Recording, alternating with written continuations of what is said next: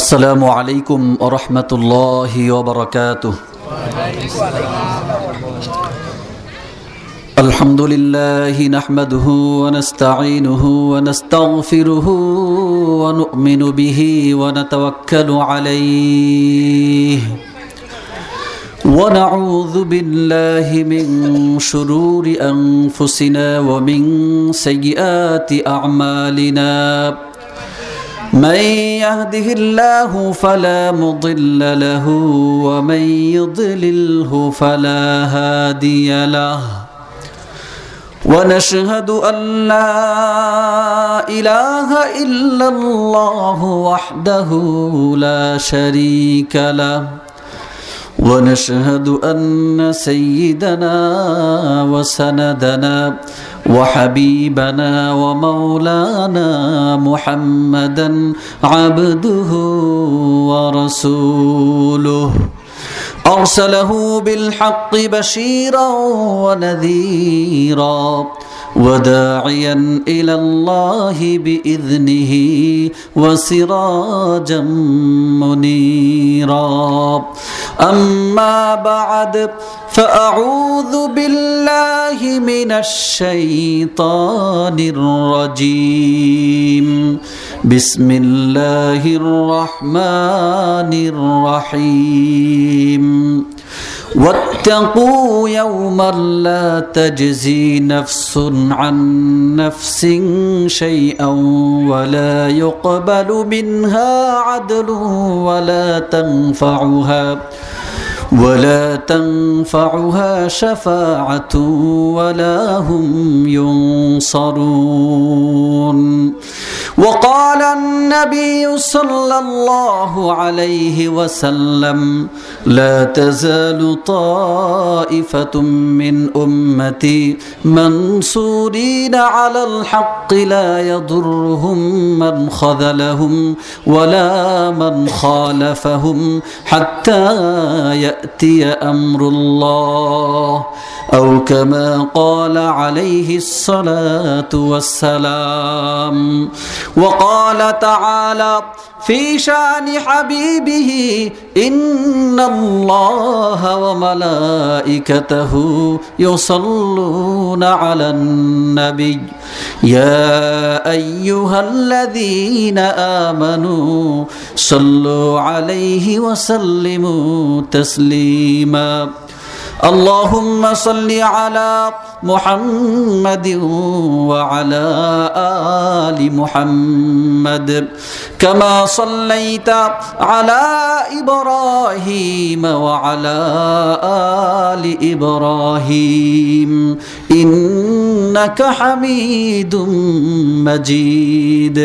اللهم بارك على محمد وعلى آل محمد كما باركت على إبراهيم وعلى آل إبراهيم إنك حميد مجيد.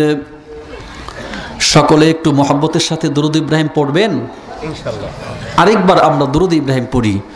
اللهم صل على محمد وعلى آل محمد كما صليت على إبراهيم وعلى آل إبراهيم إنك حميد مجيد.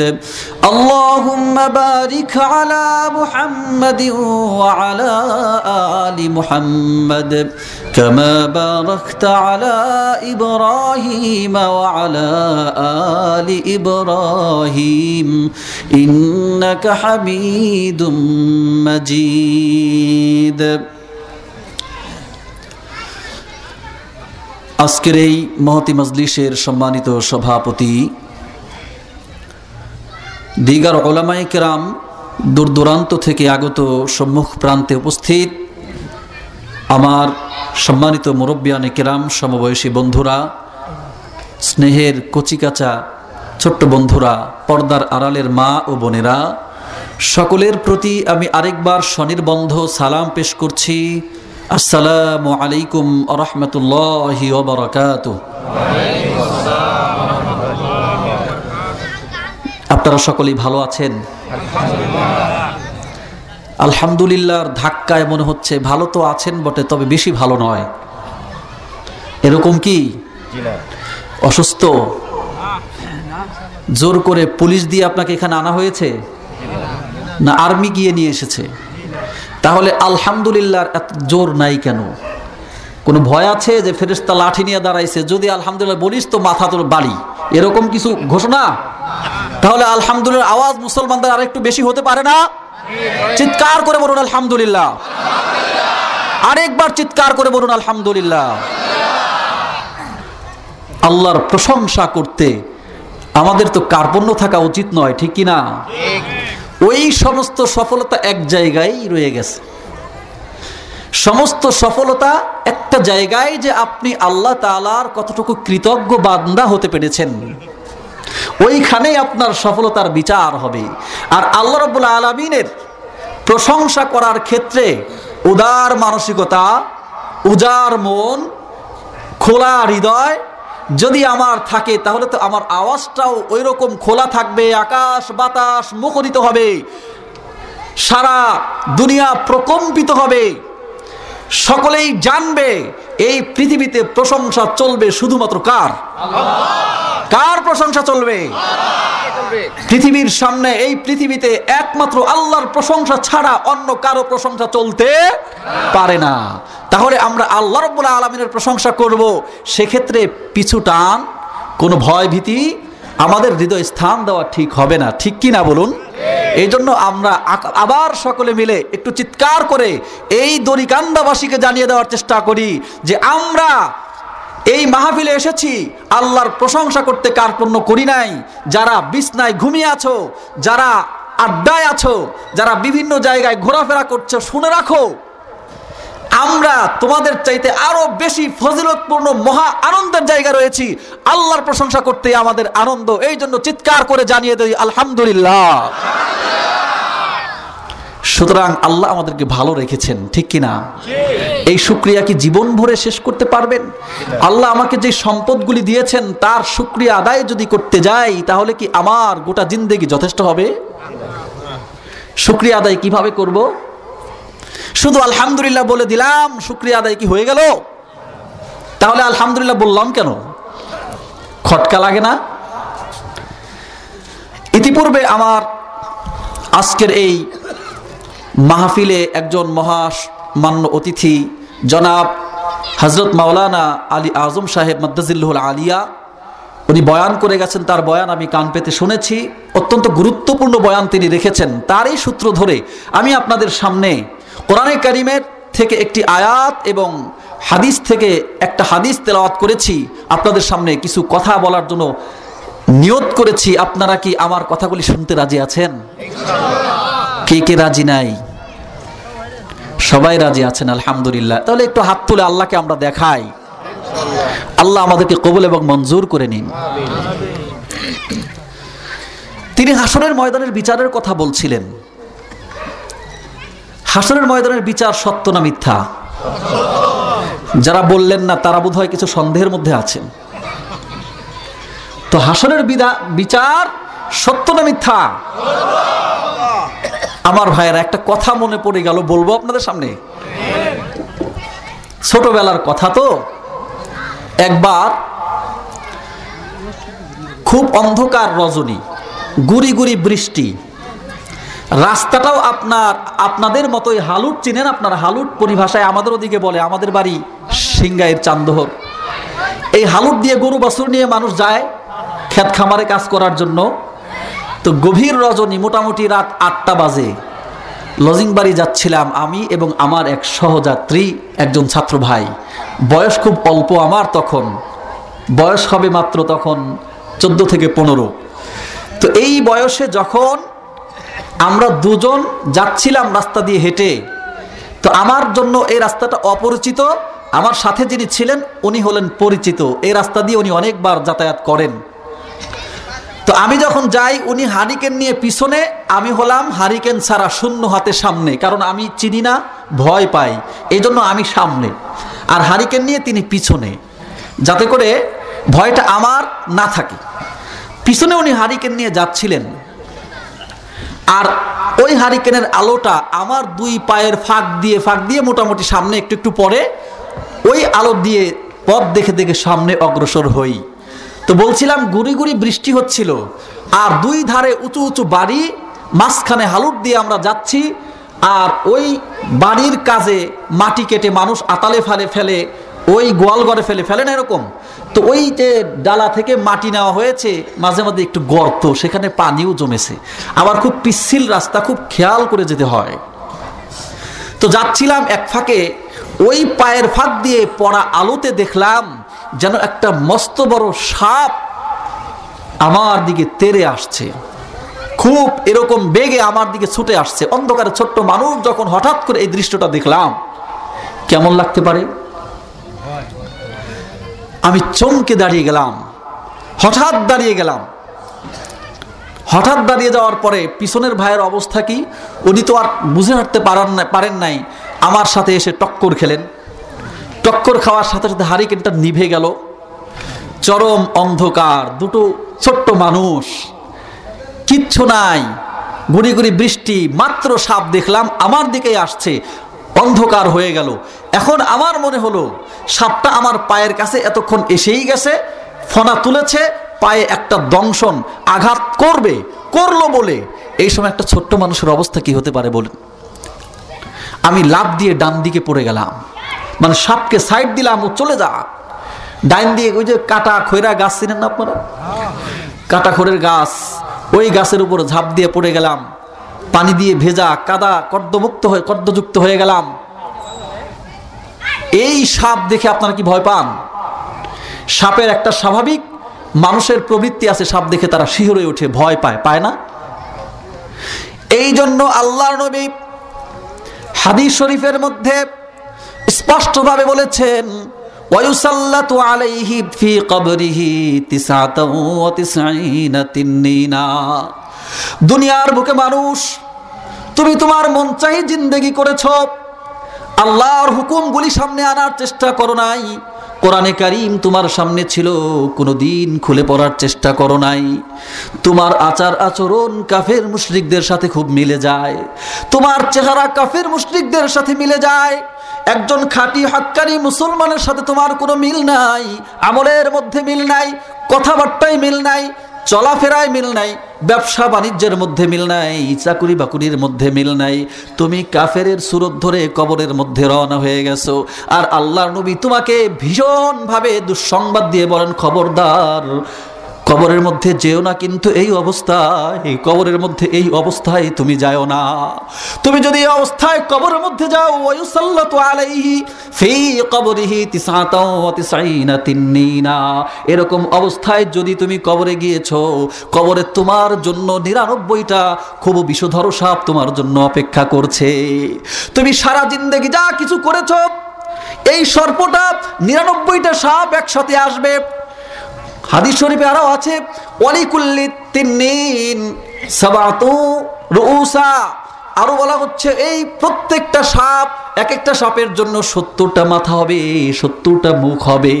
এই 70টা মুখ দিয়ে এরকম 99টা সাপ একাধারে তোমাকে দংশন করে বলতে থাকবে দুনিয়ার জিন্দেগিতে, কাফের মুশরিকের চেহারা সুরত ধরে, কাফের মুশরিকের আমল আখলাক তুমি জিন্দেগি যাপন করে গেছো, ওই আমল আখলাক আমি সর্প হয়ে তোমার কবরের মধ্যে এসে গেছি, কিয়ামত পর্যন্ত তোমার কবরে এরকম দংশন চলতে থাকবে হে মোহাম্মদ মুসলমান।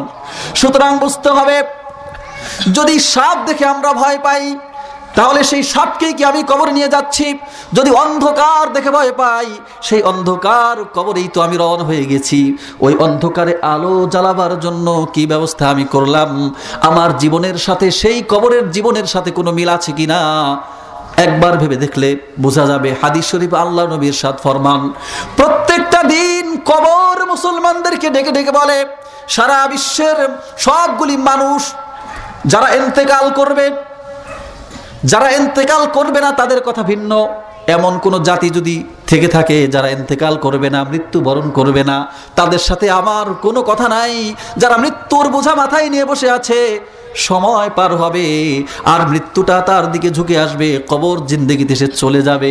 এরকম যদি মৃত্যুতে কেউ বিশ্বাস করে, ওই মৃত্যুর বিশ্বাসকারী একজন ব্যক্তিকে কবর প্রতিনিয়ত ডেকে ডেকে বলে, ও মুসলমান, ও আল্লাহর বান্দা, দুনিয়ার বুকে বিচরণ করো, আমার এই পিঠের মধ্যে বিচরণ করো, মনে রাখবে আনা বাইতুল ওয়াহদা, আমি কিন্তু একাকিত্বের ঘর, সাবধান, আনা বাইতুদ্দুদ, আমি কিন্তু পোকামাকড়ের ঘর, সাবধান, সাপ বিচ্ছু ভরে রেখেছি আমার এই বক্ষের মধ্যে, আমি কিন্তু আনা বাইতুল গুরফা, আমি কিন্তু বড়ই নির্জন ঘর। এই ঘরে যখন তুমি আসবে, আসার সাথে সাথে তোমার পরিচয় আমার কাছে থাকবে না, পরিচয় শুধু এতটুকু থাকবে, আল্লাহর পক্ষ থেকে তোমার জন্য কি বরাদ্দ করা হয়েছে, তুমি কি আমল নিয়ে কবর এসেছো নাকি বদ আমল নিয়ে কবর এসেছো, এই বিষয়টা আমার সামনে থাকবে। যদি সেদিন বদ আমল নিয়ে কবর এসে থাকো বান্দা, ও আল্লাহর বান্দা, দুনিয়ার বুকে বিচরণ করছো নিশ্চিন্তভাবে, মনে রাখবে আমার কবরে আসার সাথে সাথে সাপ বিচ্ছু হাজার হাজার তোমার পিঠে দংশন করতে থাকবে, তোমার মুখে দংশন করতে থাকবে, তোমার পেট পিঠ তোমার সমস্ত অঙ্গ প্রত্যঙ্গের মধ্যে দংশন করতে থাকবে। এরপর এসে যাবে কিয়ামতের ময়দান। কিয়ামতের ময়দান যখন এসে যাবে, ওই কিয়ামতের ময়দানেও কিন্তু আমি তোমাকে ছাড়বো না, এমন একটা সাক্ষী দিয়ে দেব, কিয়ামতের ময়দানেও তোমার কঠিন বিচার শুরু হয়ে যাবে। কিয়ামতের ময়দানের কথা আপনারা বিশ্বাস করেন, তাই না? বিশ্বাসের প্রমাণ কি দিয়ে হবে? একজন বিশিষ্ট আলেমে দ্বীন কিয়ামতের দৃশ্য অঙ্কন করে বয়ান করছিলেন। এই কিয়ামতের দৃশ্য বয়ান করতে করতে এক সময় হঠাৎ করে তিনি এরকম ভাবে বেহুশ হয়ে গেলেন। একজন মুসল্লি, একজন শ্রোতা ওই কিয়ামতের বর্ণনা শুনতে গিয়ে হঠাৎ করে মাহফিলের মধ্যে বেহুশ হয়ে পড়ে গেলেন। এই যদি হয় অবস্থা, একজন মানুষ যদি এখন বেহুশ হয়ে পড়ে যায়, বক্তার বক্তব্য থাকবে? আপনাদের শ্রোতা মানে ওয়াজ শোনার মানসিকতা থাকবে? এই বুঝি পুলিশ আইলো, এই বুঝি আইন আসলো, এই বুঝি আদালত হলো, এই বুঝি কেস হলো, তাড়াতাড়ি বাড়ি দৌড়াও, মরছে বেচারা, এর জন্য তো এখন জেলখানা পর্যন্ত দৌড়াতে হতে পারে, এজন্য ওয়াজের বিশৃঙ্খলা ঘটে যাবে। ওই ঘটনাই ঘটছে, বক্তা তার ওয়াজ বন্ধ করে দিছে, আর সমস্ত মানুষ দৌড়াদৌড়ি ছুটোছুটি করছে। এই ঝামেলার মধ্যে আমি আগেও নাই পরেও নাই, কিছু দেখি নাই, চুপ করে ঘুমাই, এই অবস্থা। কিন্তু কিছু মানুষ তাকে ধরাধরি করে মাথায় পানি দিল, কিছু চিকিৎসা দেওয়া হলো, কিছুক্ষণ পর লোকটা সুস্থ হলো, জ্ঞান ফিরে আসার পরে লোকগুলি শান্ত হলো, নিশ্চিন্ত হলো, লোকটা মরে নাই। তারপরে কিছুক্ষণ সেবা শুশ্রূষা করার পরে পূর্ণ সুস্থ হয়ে গেল। সুস্থ হয়ে যাওয়ার পরে মানুষে তাচ্ছিল্য করলো, এরকমভাবে তাকে গালাগালি করলো, ভাই তোমার মির্কি ব্যারাম, এরকম একটা অসুস্থতা নিয়ে তুমি মাহফিল শুনতে এসে পুরা মাহফিলটাকেই তুমি পণ্ড করে দিয়েছো। লোকটা বলে, না ভাই, আমার কোনো মির্কি ব্যারাম নয়, আমি বরং পূর্ণ সুস্থ সবল একজন মানুষ, বড় আগ্রহ নিয়ে আমি মাহফিল শোনার জন্য এসেছিলাম। তাহলে তুমি এমন হয়ে গেল কেন? কয়, ভাই কি আর বলবো, যদি শুনতে চাও তাহলে বলতে পারি। হ্যাঁ বলো। আমার জীবনের ইতিহাস, আমি একজন মানুষ কিয়ামতের ময়দানের আলোচনা যখন শুনছিলাম, বর্ণনা যখন শুনছিলাম, আমার জীবনের ঘটে যাওয়া একটা কিয়ামত যেন আমি আমার চোখের সামনে দেখছিলাম। ওই কথা যখন আমার মনে পড়ে যায়, ওই দৃশ্যের কথা যখন আমার মনে পড়ে যায়, আমি আর স্বাভাবিক থাকতে পারি না, আমি বেহুশ হয়ে যাই, অজ্ঞান হয়ে যাই। সেই অবস্থাটাই আমার হয়েছিল, আর আপনারা দয়া করে আমাকে এভাবে সুস্থ করেছেন। কি ঘটনা ঘটেছিল আপনার বলবেন কি দয়া করে? বলা শুরু করলেন। আপনারা অনেকেই জেনে থাকবেন, 1970 সাল বাংলাদেশের ইতিহাসে, 200 বছরের ইতিহাসে সবচাইতে ভয়াবহ জলোচ্ছ্বাস আর ভয়াবহ ঝড় হয়েছিল সন্দ্বীপ এবং চট্টগ্রাম জুড়ে। 1970 সাল, অনেকেই জেনে থাকবেন, দিবসও পালন করা হয়। উনি বলে চললেন, আমি সেখানকার একজন ভিকটিম, বড় আশা ভরসা নিয়ে আমি আমার বাড়ি থেকে পালিয়ে, আমার লাভ হিস্টোরি, বিয়ে করা, এরকম ভাবে ঘর থেকে নিয়ে যাওয়া, আমার শ্বশুর বাড়ি থেকে আমার স্ত্রীকে আমি উঠিয়ে নিয়ে গেছি, কেউ জানে না। ছেলেরা মেয়েদেরকে নিয়ে যায়, একাকি বিয়ে করে, মুরব্বী পিতামাতা বসে বসে কান্দে, খুব আফসোস করতে থাকে, বদদোয়া দিতে থাকে, অবশেষে আবার মাফ করে ঘরেও তুলে। আসে না নাই? আপনাদের এলাকায় নাই এটাই আমার ধারণা, কারণ ইমানদার মানুষের পরিবেশে এরকম থাকে না। তো এই জন্য আমি আপনাদের এলাকাকে মনে করছি এরকম দোষ থেকে মুক্ত। কিন্তু আমাদের চারপাশে অনেক ইমানদারদের পরিবেশেই এই ঘটনা এখন ঘটছে। শুধু তাই নয়, ছেলে আর মেয়েরা খুল্লাম খোলা হাত ধরাধরি করে চলছে, আর এটাকেই তারা নিজেদের ক্রেডিট মনে করছে। যদি মুরব্বী বলে বাবা এটা করো না, বলো বাবা আপনারা তো পূর্বের যুগের মানুষ, এসব সম্পর্কে বুঝবেন না, আপনারা হলো গোড়া মানুষ, আপনাদের হৃদয় বলতে কিছু নাই। আমাদের হলো এই যুগের মানুষ, আমরা আমাদের হৃদয় আছে, সুতরাং এই ব্যাপারে কোনো কথা বলবেন না, আপনার কথা শুনতে আমি রাজি না, কারণ আপনার সাথে আমি বেশি বুঝি, আমার বয়স হয়েছে, ঠিক কিনা? এরকম বলতে থাকে। কোনো মুরব্বী শেষে ভয়ে বলেই ফেলে বাবা যাই করো আর না করো, যদি কাউকে পছন্দ হয় এমনি নিয়ে এসো, আমি তোমাকে বাধা দিব না, তবু আমার ইজ্জতটা নষ্ট করো না। বলে না এরকম? সেদিন এক ছেলেকে আমি দেখলাম পরীক্ষা দিতে যাচ্ছে, আমার পাশের সিটে বসা, 3-4 জন একসাথে পরীক্ষা দেওয়ার জন্য, এসএসসি পরীক্ষা সম্প্রতি গেল না, পরীক্ষা দেওয়ার জন্য যাচ্ছে। পাশে আরেকজন ছাত্র ভাই তার জিজ্ঞাসা করলো বাবা ভাই ওই আব্দুল করিম তোর হাতে ওটা কি বই? বলে আমার হাতে তো আজ বাংলা বই, আমি এটা পড়তে পড়তে যাচ্ছি। বাংলা বই নিয়ে যাচ্ছিস কেন? আজকে তো ইংলিশ পরীক্ষা। বলে কি বলো ইংলিশ পরীক্ষা? আমি তো মনে করছি আজকে বাংলা পরীক্ষা, এই জন্য সারা রাত ভরে বাংলায় পড়ছি। কিরকম হলো কেন রে? বলে গতকাল একটা গান হাতে পেলাম, গানটা তো ভালো লাগলো, কানে সারা রাত ইয়ারফোন লাগিয়ে গানটা শুনেছি, গানটা শুনতে শুনতে রুটিন দেখতেও ভুলে গেছি, মনে করলাম ওই আগে থেকে একটা হিসাব করেছিলাম আজকে বাংলা পরীক্ষা। পরীক্ষার হলে এখন প্রশ্নপত্র দেখে যে ইংলিশ পরীক্ষা, তার মাথা কি অবস্থা, তার চোখ ছানা বড়া না? এই হলো আমাদের হালচাল। এরকম হচ্ছে আমাদের যুব শ্রেণী। তাদেরকে বলা হলো খবরদার এই গান বাজনা তোমরা শুনবা না। বলে গান বাজনা শুনবো না, এতদিন তো পারলে শুনেছি, ওই দূরের আওয়াজ কানে শোনার জন্য চেষ্টা করেছি, এবার কানে ইয়ারফোন লাগিয়ে শুনবো, বেটা শুনবো না, তোর কথা আমি শুনবো নাকি? এই হলো অবস্থা। সুতরাং বলছিলাম, ওই লোকটা বর্ণনা করলো ভাই 1970 সাল পালিয়ে বিয়ে করেছি, আমার স্ত্রীকে নিয়ে আমি চট্টগ্রাম ঘর বেঁধেছি, বাসা করেছি, সেখানে একটা চাকরিও পেয়েছি, চাকরি করেছি, কিছুদিন পর আমাদের একটা সন্তান হয়েছে। এই সন্তান নিয়ে আমাদের জীবন। একদিন গভীর রজনী, সন্তানটা মাত্র 5 বছর বয়স, হঠাৎ করে পানির কলধ্বনি শুনতে পেলাম, চতুর্পার্শ্বে পানির আওয়াজ। গভীর রজনীতে পানির আওয়াজ পেয়ে ঘুম ভেঙে গেল। ঘুম ভেঙে যাওয়ার পরে জাগ্রত হয়ে দেখলাম চতুর্দিকে এরকম বৃষ্টি হচ্ছে, আর পানির কলধ্বনি, বৃষ্টির রিনিঝিনি সব আমি শুনছি। লক্ষ্য করে দেখলাম পানি বাড়তে বাড়তে আমার ঘরের ভিতরে পানি ঢুকে গেছে। আমি আচানক স্ত্রীকে ডেকে তুললাম, দেখো দেখো ঘরের মধ্যে পানি চলে এসছে, জলোচ্ছ্বাস শুরু হয়ে গেছে, তাড়াতাড়ি এই ঘর থেকে পালাতে হবে। আমার স্ত্রী জাগ্রত হলো, আমার সন্তানটাকে তুলে ধরলো। আমার সন্তানকে আমি কুলে নিয়ে খাট থেকে নেমে গেলাম। ঘরে ততক্ষণ হাঁটু পানি হয়ে গেছে। ঘর থেকে বের হয়ে উঠানে পা দিতেই বুক পানি, একটু পরেই আমরা দেখলাম গলা পানি হয়ে গেল, ক্রমান্বয়ে পানি বেড়ে গেল। এইবার সাঁতার ছাড়া কোনো উপায় নাই। আমরা দুজন প্রাণী, আমি এবং আমার স্ত্রী, আমার সন্তানটিকে নিয়ে আমরা সাঁতার দিলাম। সামনে একটা 3তলা বিল্ডিং দেখা যায়, ওই বিল্ডিংয়ের ছাদে গিয়ে আশ্রয় নেব, এই আশায় আমরা সাতরাতে থাকলাম। সাতরাতে কোনো রকম পেরেশান অবস্থায় ওই বিল্ডিংয়ের 3 তলায় গিয়ে আমরা আশ্রয় নিলাম। দেখলাম আরও কিছু মানুষ সেখানে আশ্রয় গ্রহণ করেছে, সকলেই সেখানে বসে কান্নাকাটি রুনাজারি করতে থাকলাম। পানি বাড়তে থাকলো, এক সময় দেখা গেল পানি 3 তলা পর্যন্ত উঠে গেছে, আর কোথাও বাড়িঘর দেখা যায় না, শুধু পারাবার আর পানির ঢল, স্রোত, মাঝে মাঝে বিজলির চমক, আর এরকম ভাবে বজ্রধ্বনি আমাদের কানে আসে। এরকম একটা পরিস্থিতির মধ্যে আমার সন্তানটি শীতে ভয়ে জড়সড় হয়ে আমাকে জড়িয়ে ধরেছে। আমার স্ত্রী থেকে থেকে চিৎকার করে উঠছে, আর কোনো আশ্রয়ের জায়গা নাই, ছাদের উপর পানি চলে আসছে, এবার কিছুই দেখা যায় না। এখন সাঁতার দেওয়া ছাড়া কোনো উপায় নাই, বাঁচার কোনো তরিকা নাই। অদূরে একটা ওই বিজলির আলোকে হঠাৎ করে দেখলাম সামনে একটা নারিকেল গাছ দেখা যায়, সে এখনো পানির উপরে জাগ্রত আছে। ভাবলাম অন্তত কমপক্ষে সাঁতরিয়ে গিয়ে ওই নারিকেল গাছে আশ্রয় নিতে হবে, এছাড়া বিকল্প কোনো পথ নাই, যে কোনো মূল্যে ওই নারিকেল গাছ পর্যন্ত আমাদের যেতে হবে। আমার ভাইরা, স্ত্রী বলল আমি তো কাপড় চোপড় পরা অবস্থায়, এই অবস্থায় সাঁতরাতে আমার বড় কষ্ট হচ্ছে, স্বামী তুমি কি আমাকে একটু ধরবে? স্বামী বলে, শুনো স্ত্রী, এখন আবেগের সময় না, নিজেকে নিজে বাঁচাবার জন্য চেষ্টা করো।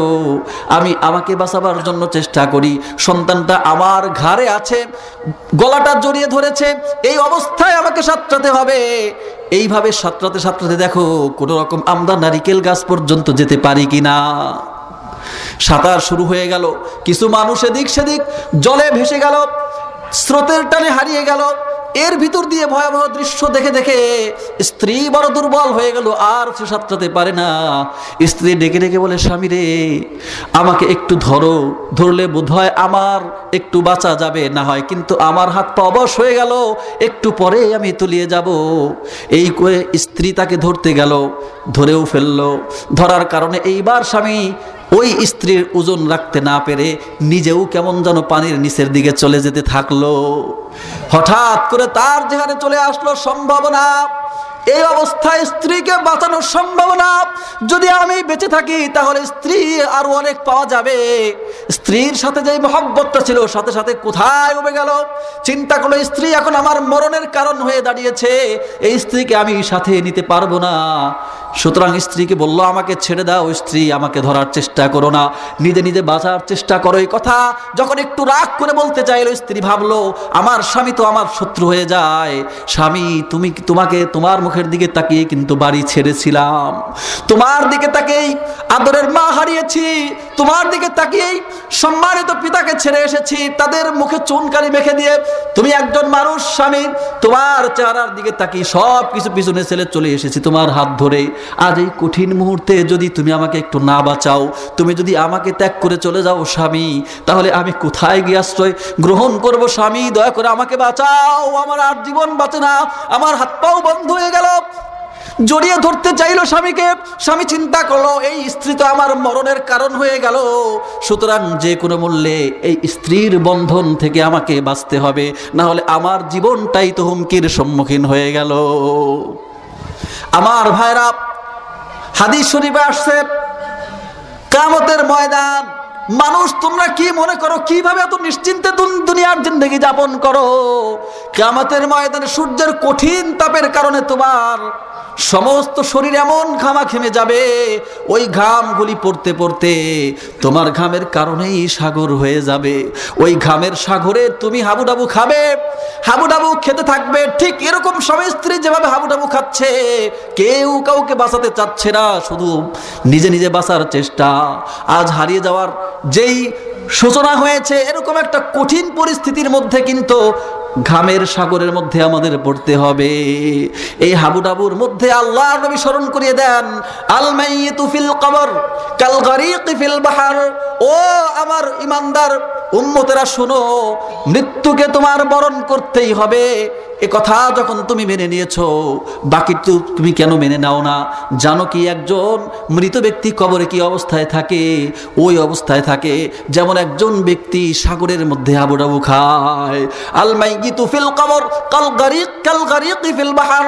একজন মানুষ কবরের মধ্যে ওই ব্যক্তির মতো, যেই ব্যক্তি কঠিন সাগরের মধ্যে হাবুডাবু খায়, খড়কুটো তালাশ করে একটু বাঁচার আশায়, যে একটা কাঠের টুকরা, একটা খড়কুটো যদি পাওয়া যায়, ওটা ধরে ধরে বাঁচার জন্য যেমন চেষ্টা করে, কবরের মধ্যেও কিন্তু একজন মানুষ আশায় বুক বেঁধে থাকে, আমার সন্তান, আমার ওয়ারিস, আমি দুনিয়ার বুকে আমার সন্তানকে রেখে এসেছি, সেই সন্তান আমাকে বলতে পারে না, ওই সন্তান নিশ্চয় আমার জন্য কিছু সওয়াব রেসানি করবে। কোরআনে কারীম খুলে সুন্দরভাবে তেলাওয়াত করবে, কোরআনে কারীম সুন্দরভাবে তেলাওয়াত করবে, ওটাই আমার খড়কুটো, ওটাই আমার বাঁচার একটা অবলম্বন। আমার সন্তানকে আমি রেখে এসেছি, নিশ্চয় আমার সন্তান ভুলে গিয়ে কোরআন তেলাওয়াত বন্ধ করবে না, আমল ছেড়ে দিবে না। আমার কথা ওর মনে পড়বে, ও চোখের পানি ঝরাবে, আল্লাহর কাছে নীরবে কাঁদবে, গভীর রজনীতে উঠে কাঁদতে থাকবে।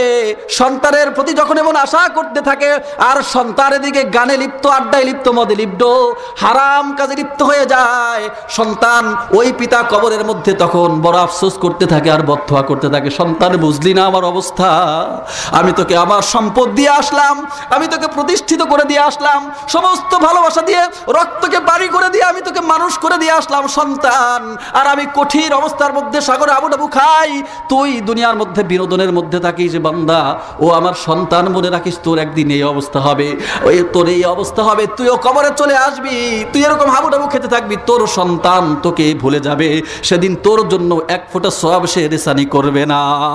এরকম অবস্থা কি চান আপনারা? আল্লাহ রাব্বুল আলামিন আমাদেরকে হেফাজত করে নিন। স্বামী বলে স্ত্রী সরে যাও আমার সামনে থেকে, দেখো আমাকে ছাড়ো, তুমি থাকলে আমি মারা পড়বো, আমার সন্তানটা মারা পড়বে, আমি তা হতে দিব না, আমাকে ছেড়ে দাও, তুমি যদি আমাকে ধরো আমি সাথে পারছি না, তোমার ওজন রাখার মতো কোনো অবস্থা আমার নাই, তুমি আমাকে ছেড়ে দাও। স্ত্রী ছেড়ে দাও, যতই ছেড়ে দাও বলে স্ত্রী ততই জোর করে ধরে, অবশেষে হাবুডাবু খেতে থাকে তিনজনে মিলে। মরা অবস্থায় স্বামী চিন্তা করলো আর সম্ভব না, তখন স্ত্রী যখন ছেড়ে দিল না, স্ত্রীর পেটের মধ্যে পাষাণ হয়ে তার ডান পা বাজিয়ে দিল, এরপরে কঠিন ভাবে এমন দূরে এক ধাক্কা মেরে দিল পা দিয়ে, তল পেটে লাথির আঘাত খেয়ে স্ত্রী আর স্বামীকে ধরে থাকতে পারলো না, স্রোতের টানে বহুদূর পর্যন্ত চলে গেল। ওই যে বিজলির চমক, ওই লোকটা বলে ভাই যখন আমি আমার স্ত্রীকে ধাক্কা মেরে দিয়ে দিলাম, লাথি মেরে বিদায় করে দিলাম, স্রোত তাকে ধাক্কা মেরে নিয়ে গেল, আমি দেখলাম ওই বিজলির চমকে আমার স্ত্রী বারবার বাঁচার জন্য চেষ্টা করছে, এক সময় পানির ঘুরকি এরকম ভাবে আসলো, আমার স্ত্রীটাকে নিচের দিকে চমকের মতো টেনে নিয়ে গেল, আমি বিজলির চমকে দেখতে পেলাম আমার স্ত্রীর চুলের মাথার শেষ বিন্দুটা মুহূর্তের মধ্যেই আমার চোখ থেকে জীবনের জন্য হারিয়ে গেল। কোরআনে কারিমে আল্লাহ রাব্বুল আলামিন বলেন, একটু আগে মাওলানা আলী আজম সাহেব মাদ্দাজিল্লুল আলিয়া বলছিলেন, ইয়াউমা ইয়াফিরুল মারউ মিন আখি ওয়া উম্মিহি ওয়া আবিহি ওয়া সাহিবাতিহি ওয়া বানি। আল্লাহ রাব্বুল আলামিন কিয়ামতের এই দৃশ্যই অঙ্কন করেছেন। জানো হে বান্দারা, শোনো, এত নিশ্চিন্ত তুমি থাকলে কিভাবে? কোরআনে কারিমের মধ্যে আল্লাহ রাব্বুল আলামিন বলে দিলেন, তুমি কি তোমার ভাইকে বড় আপন মনে করো? তোমার ভাই কিন্তু তোমার আপন নয়। হাসরের ময়দানে মুহূর্তের জন্য তোমাকে তোমার ভাই কোনো পরিচয় দিবে না।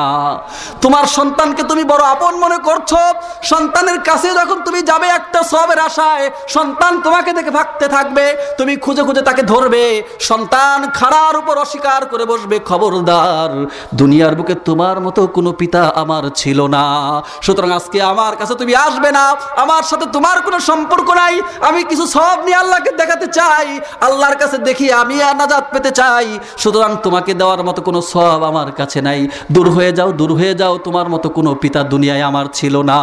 পিতা হতাশ হয়ে দৌড়ে চলবে, স্ত্রীর কাছে চলবে, স্ত্রী অস্বীকার করবে, স্ত্রী সন্তানের কাছে যাবে, মেয়ের কাছে যাবে, ছেলের কাছে যাবে, ছেলে অস্বীকার করে তাড়িয়ে দেবে, এরকম ভাবে সন্তানও পিতার কাছে যাবে, পিতাও বলে দিবে, ও ব্যক্তি শোনো, দুনিয়ার বুকে তোমার মতো কোনো সন্তান আমি রেখে আসি নাই। এই হলো অবস্থা ভাই, দুনিয়ার অবস্থা। হাসরের ময়দানটাকে কিভাবে আমরা সাজাতে চাই? আল্লাহর নবী বলেছেন, যদি তোমার আমলটা সহি হয়, ও আম্মা উতিতুহু, যখন নাকি কোনো বান্দাকে তার ডান হাতে আমলনামা দেওয়া হবে, তখন তার মুখে উজ্জ্বল হাসি দেখা দেবে, এই উজ্জ্বল হাসি বলে দেয় সে জান্নাতি। আল্লাহ রাব্বুল আলামিন বলবেন, তোমার হিসাব আমি কোনো কিছুই নেব না, ফাসাউফা ইউহাসাবু হিসাবান ইয়াসীরা। আল্লাহ রাব্বুল আলামিন বলেন তার হিসাবটা সহজ হয়ে যাবে। সাহাবায়ে কেরাম বললেন, হুজুর হিসাব তো দিতেই হবে বললে আপনি বলছেন প্রত্যেক ব্যক্তিকে আল্লাহর সামনে দাঁড়াতে হবে, তাহলে সহজ হিসাবই আর কঠিন হিসাবই কি? জিজ্ঞাসা করলেই তো আটকে যাব, কি বলবো?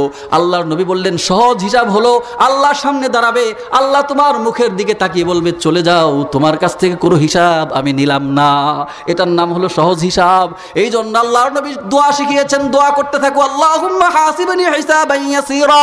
সকলেই বলেন, আল্লাহুম্মা হাসিবনি হিসাবান ইয়াসীরা। আল্লাহুম্মা, আমার সাথে পড়েন, আল্লাহুম্মা হাসিবনি হিসাবান ইয়াসীরা। সবসময় নামাজের পর এই দোয়াটা পড়তে থাকবেন, হে আল্লাহ তুমি দয়া করে আমার হিসাবটাকে সহজ করে দাও। কঠিন হিসাব। স্বামী স্ত্রী হাবুডাবু খায়, স্ত্রীকে বর্জন করে দিল, স্ত্রী হারায় গেল, এইবার স্বামী তার সন্তানটিকে কোলে কাঁধে নিয়ে যখন সাতটাতে থাকে, কত দূর পর্যন্ত চলে গেল। এরপরে দেখে আমার সন্তান যতই সময় পার হয়, সন্তানটাকে তার ওজনটা শুধু দ্বিগুণ ত্রিগুণ এরকম হাজার হাজার গুণ যেন বেড়ে যায়। এতক্ষণ যেই সন্তানের ওয়েট ছিল, এখন মনে হয় সন্তানের ওয়েটটা আরও বেড়ে গেছে। এইবার তার ওজনটা আমি রাখতে পারি না, আমার হাত পা অবশ হয়ে আসে। এই সন্তান তো আমার জিন্দেগি হারানোর কারণ হয়ে গেল। সুতরাং আমার জীবনের চাইতে আমার সন্তানের জীবন কোনোদিন বেশি প্রিয় হতে পারে না। চিন্তা করলো কি করব, ডিসিশন নিয়ে ফেললো, আমি আগে বাঁচি, তারপরে সন্তানের খবর নেওয়া যাবে, তারপরে সন্তানকে যদি পারি বাঁচাবো, না হয় না বাঁচাবো, কিন্তু আমার জীবন হারিয়ে যাওয়ার কোনো কারণ হয় না। এ কথা ভাবতে ভাবতেও কয়েক মুহূর্ত আগায় গেল সামনের দিকে। একটা সময় দেখলো সন্তান এমন জোরে গলা ধরে রেখেছে, শ্বাসও পর্যন্ত বন্ধ হয়ে যায়। সব মিলিয়ে সন্তানটা তার জীবন সংহারক বলে, তার জীবনের শত্রু বলে তার কাছে মনে হলো। এই সন্তান যতক্ষণ থাকবে ততক্ষণ পর্যন্ত আমি মরে যাব, আমি বাঁচার কোনো আশা করতে পারি না। এই জন্য এই সন্তানকেও আমার ছেড়ে দিতে হবে। বলতে থাকলো, বাবা আমাকে ছেড়ে দাও, তোমাকে নিয়ে আমি সাঁতরাতে পারি না, তুমি দেখো নিজে নিজে সাঁতরাতে পারো কিনা।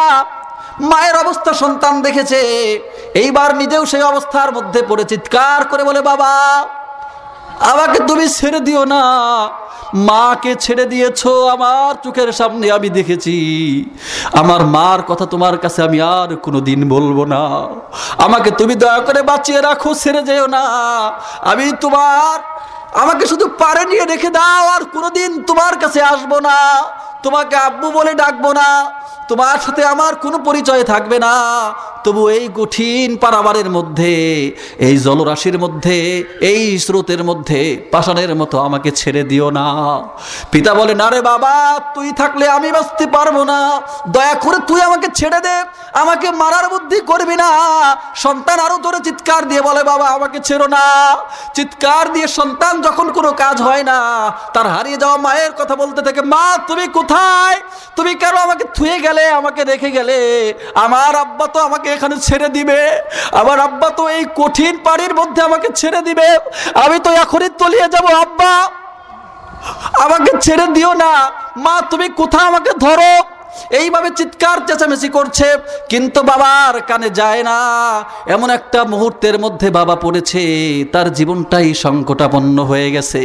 এই সন্তানকে আর বাঁচানো যাবে না, সন্তান ছাড়ে না, আরো জোর করে ধরলে তার শ্বাস বন্ধ হয়ে যাওয়ার উপক্রম হয়ে যায়। বাবা চিন্তা করলো, কোনোভাবেই তো সন্তান আমাকে ছাড়ে না। এক হাত ছাড়ালে অন্য হাত দিয়ে জোর করে ধরে, অন্য হাত দিয়ে ছাড়ালে আবার এই হাত জোর করে ধরে। এই যখন অবস্থা, পিতা কঠিন সিদ্ধান্ত নিয়ে ফেললো। সে বলল, ভাই রে কি বলবো দুঃখের কথা, আমি বাঁচার জন্য আমার সন্তানের হাতের উপরে এমন জোরে আমার দাঁত বসিয়ে দিলাম, এমন জোরে কামড় মারলাম, কামড়ের আঘাতে সন্তানটা চিৎকার দিয়ে তার বন্ধন ঢিল হয়ে গেল। ঢেউয়ের আঘাত এসে গেল, ঢেউয়ের আঘাতে আমার সন্তানটা আমার কাঁধ থেকে ছিটকে গেল। আমি মনে করলাম সন্তান ছিটকে গেল না, আমি বোধহয় বেঁচে গেলাম। আমার ভিতরে একটু সামান্য ভালোবাসা মোহাব্বত হলো না, মনে করলাম শত্রু আমার জগদ্দল পাথর আমার ঘাড় থেকে সরে গেছে। আমার সন্তানকে আমি দেখলাম হাবুডাবু খাচ্ছে, বাঁচার জন্য কত কাকুতি, বাঁচার জন্য কত ওর চেষ্টা। কচি কচি হাতগুলি পানির মধ্যে থাপড়ায়, তার পাগুলি উলট পালট হয়ে যায়, কাশতে কাশতে দম বন্ধ হয়ে যায়। এক সময় দেখলাম ওই বিজলির চমকে দেখলাম জীবনের জন্য পানির নিচে ছোট্ট বাচ্চাটা হারায় গেছে। আর কোনোদিন সে আব্বু বলে আমাকে ডাকবে না। সেই আব্বু বলার চিৎকার আমার কানে এখনো ভেসে আসে। ইয়াউমা ইয়াফিরুল মারউ মিন আখি ওয়া উম্মিহি ওয়া আবি। সন্তান যেমন পিতামাতাকে ছেড়ে দিবে, পিতামাতাও সন্তানকে ছেড়ে দিবে। ওই বিপদের মুহূর্তে কেউ কাউর দিকে তাকানোর জন্য কোনো সময় থাকবে না, কোনো ফুরসত থাকবে না, কোনো সুযোগ থাকবে না। নফসি নফসি বলতে থাকবে, বাঁচার জন্য পথ খুঁজতে থাকবে। এই হলো যখন অবস্থা, আল্লাহ রাব্বুল আলামিন বলেন ওয়াত্তাকু ইয়াওমান লা তাজজি নাফসুন আন নাফসিন শাইআন ওয়া লা ইউকবালু মিনহা আদল ওয়া লা তানফাউহা শাফাআতু ওয়া লা হুম ইউনসারুন। আল্লাহ রাব্বুল আলামিন বলেন সেই দিনটাকে ভয় করো। ও মানুষ, দুনিয়ার এটা তো একটা সাধারণ অবস্থা। দুনিয়ার বুকে যদি একজন সন্তান তার পিতাকে ভুলে যেতে পারে, দুনিয়ার বুকে একজন পিতা তার স্নেহের সন্তানকে ভুলে যেতে পারে, দুনিয়ার বুকে যাকে ভালোবেসে সব কিছু ছেড়ে দিল, কঠিন বিপদের মুহূর্তে তাকেও যখন ছেড়ে দিতে পারে, এর চাইতেও লক্ষ কোটি গুণ, কত গুণ এর কোনো হিসাব নাই, এর চাইতেও জঘন্য, এর চাইতেও কঠিন একটা অবস্থা হাসরের ময়দানে হবে। ও মানুষ, ইয়া আইয়ুহান নাসুত্তাকু রাব্বাকুম ইন্না যালযালাতাস সাআতি শাইউন আযীম। খবরদার, ওই দিনটা বড় কঠিন, ওই দিনের কথা স্মরণ করো। ওয়াত্তাকু, ভয় করো, ভয় করো। ইয়াওমাল লা তাজজি নাফসুন, এক নফস আর এক নফসকে কিছু করতে পারবে না, এক ব্যক্তি আর এক ব্যক্তিকে কোনো উপকার করতে পারবে না। ওয়ালা তানফাউহা শাফাআ, কেউ শাফায়াত করতে পারবে না, কোনো ঘুষ চলবে না, কেউ সাহায্যকারী নাই। এমন একটা দিন যদি তোমার সামনে থেকে থাকে, ও মুসলমান, তুমি কিভাবে এত নিশ্চিন্ত থাকো?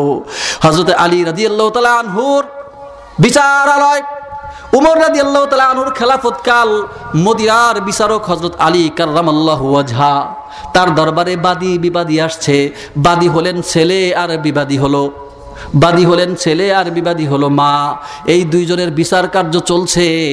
মানুষেরা ভিড় জমিয়ে ফেলেছে। মানুষেরা বলে, ও মদিনার বিচারক, ও আল্লাহর প্রিয় সাহাবী, ও আলী, এই দুইজনের মধ্যে তুমি বিচার সমাধা করে দাও, এই দুইজনের মধ্যে বিচার সমাধা করে দাও। কি বিচার আমি করব? বলে যে এই দুইজন, ছেলেটা বলছে উনি আমার মা, আর মা বলছে ওর মতো সন্তান আমি কোনোদিন প্রসব করি নাই। আলী রাদিয়াল্লাহু তাআলা আনহু জিজ্ঞাসা করলেন, ওরে সন্তান, তুমি তার গর্ভে জন্মগ্রহণ না করেও কেন তুমি তাকে মা মা বলে চিৎকার করছো? সন্তান বলে, হুজুর, দুনিয়া আমার একটা আশ্রয়ের খবর আমি জানতাম, সেটা হলো আমার এই মা। আমার পিতাকেও আমি দেখি নাই, আবার কোনো আত্মীয় স্বজন নাই, কোনো ভাই বোন নাই। ছোট্ট সময় থেকে এই মায়ের কোলে বড় হয়েছি, এই মায়ের দুধ আমি খেয়েছি, এই মায়ের কোলটাই আমার পৃথিবীর শ্রেষ্ঠ শান্তির ঘর। কিন্তু হঠাৎ করে কি হলো জানি না, এই মদিনার রাস্তায় এসে আমার মা মরুভূমির বিজন প্রান্তরে এসে বলে, তুই আমাকে আর মা বলে ডাকবি না, তুই আমাকে আর মা বলে ডাকবি না, তোকে আমি ছেড়ে দিলাম, চলে যা, আমার জন্য আমার অপেক্ষায় আর থাকবি না, আমার জীবনকে আমি ছেড়ে দিয়েছি, তোর জীবনকে আমি ছেড়ে দিলাম। আমি ছোট্ট মানুষ হুজুর, এই মাকে হারিয়ে বলেন তো আমি কোথায় যাব? আমার পৃথিবীর বুকে কোনো আশ্রয় নাই, পৃথিবীর বুকে কোনো আশ্রয় নাই, কোথায় আমি যাব? এবার আলী মাকে বলেন, মা, দুনিয়ার সব মাকে তো জানি, তারা সন্তানের জন্য জীবন পর্যন্ত দিয়ে দেয়, তারা যে কোনো মূল্যে তার সন্তান বেঁচে থাকুক এটাই কামনা করে। তোমার মতো ব্যতিক্রম ধর্মী মা তো আমি কোনোদিন দেখি নাই, তুমি কেন এই সন্তানটাকে অস্বীকার করছো?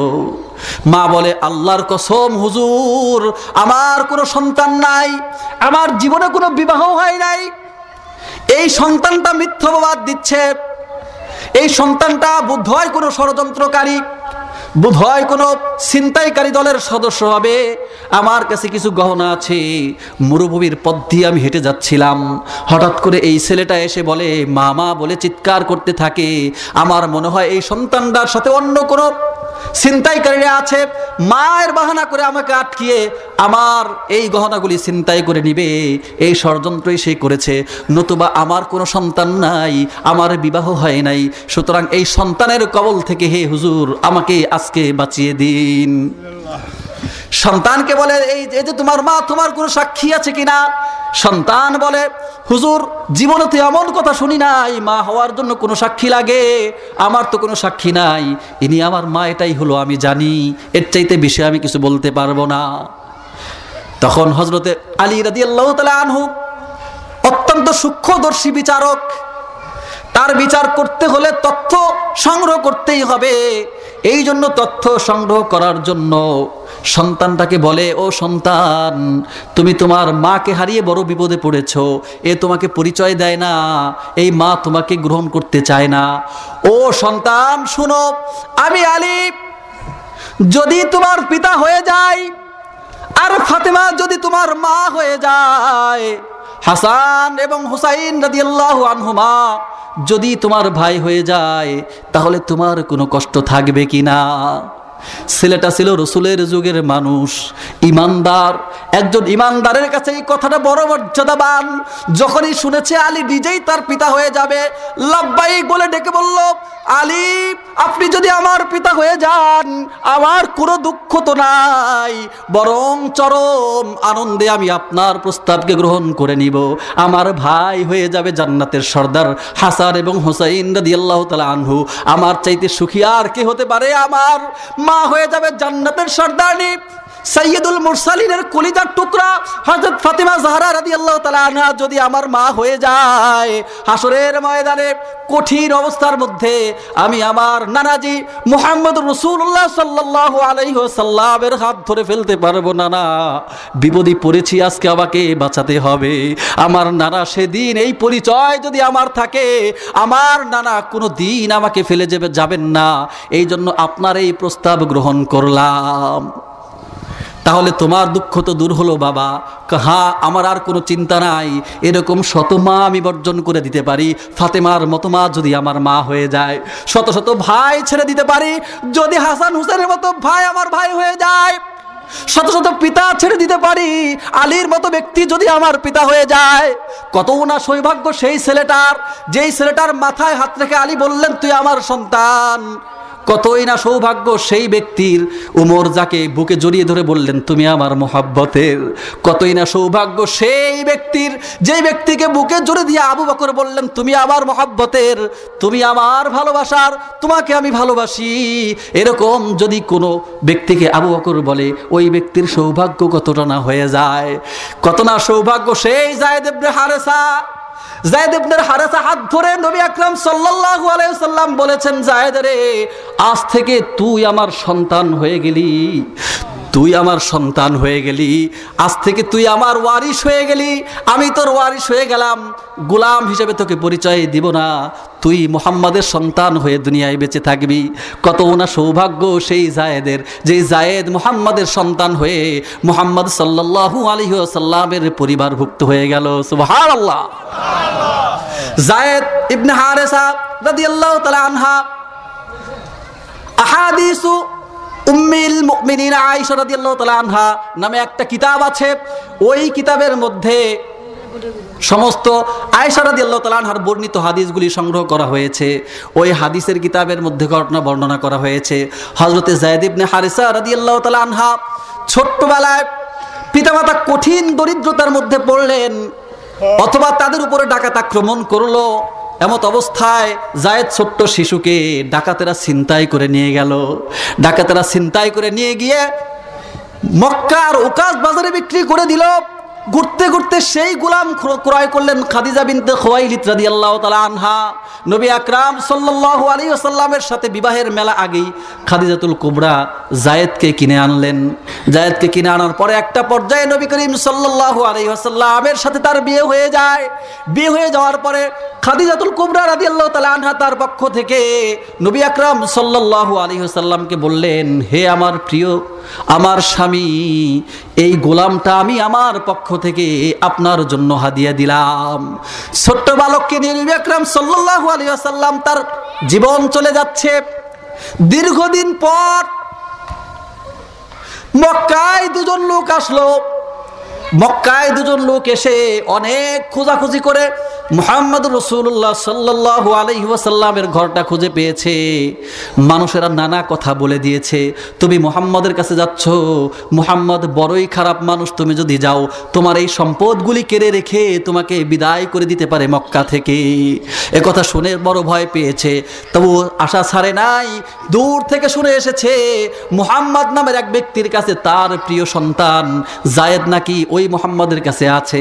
এই জন্য জায়েদের পিতা এবং জায়েদের চাচা দুইজনে মিলে জায়েদকে উদ্ধার করার জন্য বেশ কিছু সম্পদ, উট এবং ছাগল নিয়ে মুহাম্মদ সাল্লাল্লাহু আলাইহি ওয়াসাল্লামের ঘরে এসে হাজির হয়েছিল। এসে বলে, মুহাম্মদ, জানি না তুমি কেমন মানুষ, তোমার ঘরে আমার সন্তানটা আছে, সন্তানটা চাই, বিনিময়ে তুমি মুক্তিপণ হিসাবে যা চাইবে আমি তোমাকে তাই দিব। আমি বেশ কিছু সম্পদ তোমার জন্য নিয়ে এসেছি, আমার পালের উটগুলি তোমার জন্য নিয়ে এসেছি, ছাগলগুলি তোমার জন্য নিয়ে এসেছি, তুমি চাও তো সব দিয়ে দিব। দয়া করে তোমার ঘরে রক্ষিত আমার ছেলে জায়েদকে আমাদের হাতে হস্তান্তর করো। আরো বলল, শুনেন হুজুর, জায়েদের মা ছোট্টকালে জায়েদকে হারানোর পর আজ পর্যন্ত পেট পুরে কোনোদিন খানা খায় নাই।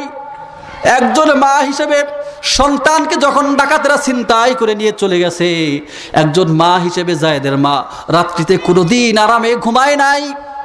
পাতার মর্মর ধ্বনি, বাহিরের কোনো আওয়াজ শুনলে জায়েদের মা দৌড়ে গিয়ে তার দরজা খুলে দিয়েছে, আর মনে করেছে জায়েদ বুঝি এসেছে। জায়েদকে কোলে জড়িয়ে ধরার জন্য বড় ব্যাকুল প্রাণ তার। রাস্তার দিকে তাকিয়ে থাকে, বোধহয় আমার জায়েদ ওই বুঝি আসে। একজন মানুষ দেখলে মনে করতো ওই বুঝি আমার জায়েদ আসে। কাছে যখন আসে বড় হতাশ হয়, চোখের পানি ছেড়ে দেয়, কাঁদতে থাকে আর আমাকে বলতে থাকে, তুমি কি আমার জায়েদকে আমার বুকে এনে দিবে না? আমার জায়েদকে তো ডাকাতরা নিয়ে গেল, না জানি কত অত্যাচার করেছে, না জানি কত নিপীড়ন করেছে। আমার জায়েদকে না দেখলে আমি বোধহয় আর বেশি দিন বাঁচব না। আমিও পিতা হিসাবে বড় কষ্ট বুকে লালন করেছি, বড় কষ্ট করে খোঁজ খবর নিয়ে জানতে পেরেছি, বাবা তোমার কাছেই আমার জায়েদ আছে। কত সম্পদ চাও মুহাম্মদ, সব সম্পদ আমি তোমাকে দিয়ে দিতে চাই, তবু ওই জায়েদকে আমার হাতে ফিরিয়ে দাও। মুহাম্মদ সাল্লাল্লাহু আলাইহি ওয়াসাল্লাম পৃথিবীর সেই ব্যক্তিত্ব যার জন্য দুনিয়ার সবকিছু ওয়াকফ করে দেয়া হয়েছে, গোটা কোরআনটা তার জন্য ওয়াকফ করে দিয়েছে। সকলে আলহামদুলিল্লাহ। আমার নবীর জন্য গোটা কোরআন আল্লাহ রাব্বুল আলামিন ওয়াকফ করে দিয়েছেন। আল্লাহু আকবার। ও বন্ধুরা, কোরআন পড়ো না। জায়েদের বাপ এসে গেছে মুহাম্মদ সাল্লাল্লাহু আলাইহি ওয়াসাল্লাম ঘর থেকে জায়েদকে ডাকেন। খেজুর পাতার ছাউনি, আড়ম্বরপূর্ণ কোনো ঘর নয়, সাধারণ একটা ঘর। ঘর থেকে ডাকে, জায়েদ রে এদিকে আয়। জায়েদ দৌড়ে বের হয়। মুহাম্মদ সাল্লাল্লাহু আলাইহি ওয়াসাল্লাম বলেন, জায়েদ দেখ তো এই লোকগুলি চিনতে পারিস কিনা? জায়েদ বলেন, হুজুর হ্যাঁ চিনতে পারি, এই লোকটাই হলো আমার পিতা, আমার ঔরসজাত পিতা, আর এ হলো আমার চাচা। তাদেরকে আমি কেন চিনব না? তাদের ছবি তো আমি হৃদয়ে অঙ্কন করে রেখেছি, তাদেরকে সেই ছোট্টবেলায় ছেড়ে এসেছি, কিন্তু তাদের ছবিটা আমার হৃদয় থেকে কোনোদিন মুছে যায় নাই। আমি আজও আমার আব্বাকে স্মরণ করি, আমি আজও আমার মাকে স্মরণ করি। জায়েদের বাবা শুনে চোখের পানি ছেড়ে দিয়ে বলে, বাবা জায়েদ, তোকে আমি দেখলাম পেলাম, আর দেরি কেন বাবা, আমার কোলে ঝাঁপিয়ে পড়, আমার বুকটাকে শীতল করে দে। জানিস কি জায়েদ, তোর মা তোর জন্য বড় অপেক্ষায়, আজও পর্যন্ত রাস্তার দিকে তাকিয়ে থাকে আমার জায়েদ আসবে, জায়েদ আসবে বলে। তোকে আমি নিতে এসেছি, যত সম্পদ আছে এই ব্যক্তিকে আমি দিয়ে যাব, তবু চল বাবা তোর মায়ের বুকে চল। জায়েদ কোনো কথা বলে না, নিচের দিকে তাকিয়ে চোখের পানি ছেড়ে দেয়। নবী আকরাম সাল্লাল্লাহু আলাইহি ওয়াসাল্লাম জায়েদকে বলে, জায়েদ রে, ও জায়েদ, আমি তোমাকে এখতিয়ার দিয়ে দিলাম। একজন মায়ের মনকে আমি ব্যথা দিতে পারি না, একজন মাকে ব্যথিত রেখে আমি মুহাম্মদ তোমাকে আটকিয়ে রাখতে পারি না। একজন পিতার অন্তরে বিরহ যন্ত্রণা রেখে আমি তোমাকে আটকিয়ে রাখতে পারি না। জায়েদ, গোলাম হয়েছে তাতে কি হয়েছে, আমি তোমাকে মুক্ত করে দিলাম, যাও তোমার আব্বার সাথে তুমি চলে যাও, তোমার মার সাথে তুমি চলে যাও। জায়েদ কোনো কথা বলে না। জায়েদের পিতা আবার ডাক দেয়, জায়েদ আর দেরি কেন বাবা, এত ভালো মানুষ তো আমি দেখি নাই, কোনো সম্পদ ছাড়াই তোমাকে মুক্ত করে দিলেন, তারপরেও তুমি কেন আমার বুকে আছো না বাবা? জায়েদ মাথা তুলে বলে, বাবা রে, এইখানেই তো আমি বড় আটকে গেছি বাবা, এখানে সেই তো আমি ধরা পড়ে গেছি বাবা। তোমার মতো বাবা আমাকে আহ্বান করতে পারো, মা আমার জন্য অপেক্ষা করতে পারে, একজন মা এটা পারে, কিন্তু মা ও আমার বাবা শুনো, আমি যায়েদ আর কোনোদিন সেই মায়ের বুকে ফিরে যেতে পারবো না। আমি কোনোদিন আর তোমার বুকে ফিরে যেতে পারবো না। কেন পারবি না বাবা? কি হয়েছে বাবা? এই যে যেই মানুষটাকে তুমি এত সম্পদ সাধলে, সম্পদ ছাড়াই যেই মানুষটা আমাকে মুক্ত ঘোষণা করে দেয়, যেই মানুষটা আমাকে ছেড়ে দেয়, কোনো কিছুর লোভ করে না, এরকম একজন এতিম মানুষের সাথে আমি দীর্ঘদিন ঘর করেছি। ঘর করতে করতে আমার মনের অজান্তেই এই এতিম নবীর ভালোবাসার প্রেমে আমি আবদ্ধ হয়ে গেছি। সব কিছু ছাড়া যাবে বাবা, কোনোদিন এই এতিম ব্যক্তিটাকে ছাড়া যাবে না।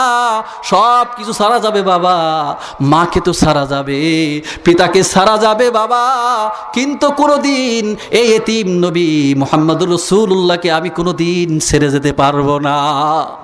শুধু তাই নয়, আমার মাকে আমি ছেড়ে দিতে পারি, বাপকে ছেড়ে দিতে পারি, এরকম ভাবে আমি আমার জীবনটাকেও বিলিয়ে দিতে পারি, তবুও আমি আমার এই এতিম নবী মুহাম্মদুর রাসূলুল্লাহ সাল্লাল্লাহু আলাইহি ওয়াসাল্লামকে ছাড়তে পারবো না। কেন রে বাবা? এত প্রেমে তুই পড়ে গেলি, এত মোহাব্বতে তুই পড়ে গেলি, তোর জন্য এত সুন্দর ঘর আমি ব্যবস্থা করেছি, এত আরাম আয়েশের ব্যবস্থা করেছি, সব ছেড়ে তুই এই খেজুর পাতার ঘরের মধ্যে থাকবি কেন বাবা? বলে বাবা শুনো, তোমার ঘরে কি কোরআন নাজিল হয় নাকি? তোমার ঘরে কি জিব্রাইল আসে নাকি? কিন্তু বাবা শুনে রাখো, এই খেজুর পাতার ঘরে জিব্রাইল আসে, এই খেজুর পাতার ঘরে কিন্তু কোরআন নাজিল হয়। এই খেজুর পাতার ঘরের সাথে সম্পর্ক হলো আরশে মুআল্লার সাথে, মহান বিধাতা আল্লাহর সাথে তার সম্পর্ক। এখান থেকে চলে যাওয়া মানে আল্লাহর সাথে সম্পর্ক ছিন্ন করা, এখান থেকে চলে যাওয়া মানে আরশের সাথে সম্পর্ক ছিন্ন করা। এত বড় বোকামি আমি করতে চাই না বাবা, তোমরা চলে যাও, তোমাদের সম্পদ নিয়ে তোমরা চলে যাও, এই এতিম নবীর ভালোবাসার বন্ধন ছিন্ন করে আমি যায়েদ তোমাদের কাছে যাব না। আল্লাহু আকবার। আমার বন্ধুরা, তাই বলছিলাম, নবী আকরাম সাল্লাল্লাহু আলাইহি ওয়াসাল্লাম বলে, যায়েদ তুই ইতিহাস রচনা করেছিস বাবা, আয় আমার বুকে আয়, তোর হাতটা দে। হাতটা ধরে নবী আকরাম সাল্লাল্লাহু আলাইহি ওয়াসাল্লাম বাইতুল্লাহর চত্বরে নিয়ে গিয়ে বাইতুল্লাহর ছায়ায় গিয়ে ডেকে শুরু করলো, ইয়া মাশারাল কুরাইশ, ও কুরাইশের লোকেরা শুনো, আজ থেকে এই যায়েদ আমার সন্তান হয়ে গেছে। যেই যায়েদ নিজের মোহাব্বতের পিতাকে, নিজের স্নেহময়ী মাকে আমার মোহাব্বতে ছেড়ে দিয়েছে, ওই যায়েদকে আমি বঞ্চিত রাখতে পারি না। আমি আজ থেকে ওর মায়ের স্নেহ আমি দিতে থাকবো, ওর পিতার মোহাব্বত ভালোবাসা আমি মুহাম্মদ দিতে থাকবো। এই জন্য আজ থেকে এই যায়েদ আমার সন্তান, তোমরা আর যায়েদকে গোলাম বলে ডাকবা না, আজ থেকে যায়েদকে ইবনে মুহাম্মদ তথা মুহাম্মাদের সন্তান বলে তোমরা ডাকবা। হাসরের ময়দানে এই যায়েদকে মুহাম্মদ সাল্লাল্লাহু আলাইহি ওয়াসাল্লাম ভুলে যেতে পারেন না। আমার বন্ধুরা, আমি যেই কথাটা বলতে চেয়েছিলাম সেই সুযোগ তো আমাদের নাই। মুহাম্মদ আমার মাথায় হাত থেকে বলবে তোকে আমি ভালোবাসি, উমর আমার মাথায় হাত থেকে বলবে তোকে আমি ভালোবাসি, আলী আমার মাথায় হাত থেকে বলবে আমি তোকে ভালোবাসি, সেই সুযোগ আমার নাই। কিন্তু আমার নবী বলে গেলেন, শোনো শোনো আমার উম্মতেরা, আমি নবী থাকবো না, আবু বকর থাকবো না, উমর থাকবে না, আলী থাকবে না, কোনো সাহাবী থাকবে না, তাই বলে কি তোরা কি মাহরুম হয়ে যাবি? না, মাহরুম আমি তোদেরকে করতে চাই না। আমার যুগের কিছু আহলে ইলমকে আমি রেখে যাব, কিছু উলামায়ে কেরাম তোদের কাছে আমি রেখে গেলাম, তোদের হাতে রেখে গেলাম। ওই উলামায়ে কেরামের হাতের সাথে হাত মিলালে আমি মুহাম্মদ সাল্লাল্লাহু আলাইহি ওয়াসাল্লাম সেই ভালোবাসা তোদেরকে আমি দান করব।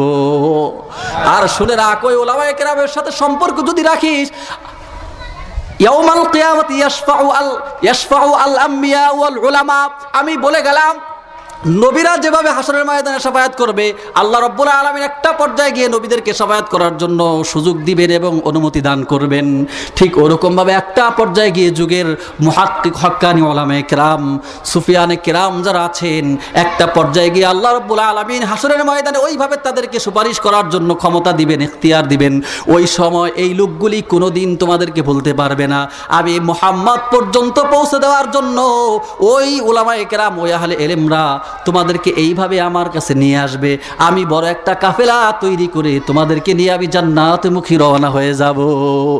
আমার ভাইরা, মুহাম্মদ তো নাই, ওমর তো নাই, কোরআন তো আছে, হাদিস তো আছে, সেই কোরআনের সাথে সম্পর্ক লাগাতে হবে, হাদিসের বাণীগুলো আমাদের বুঝতে হবে, হাদিসের ভাষাগুলি আমাদের বুঝতে হবে।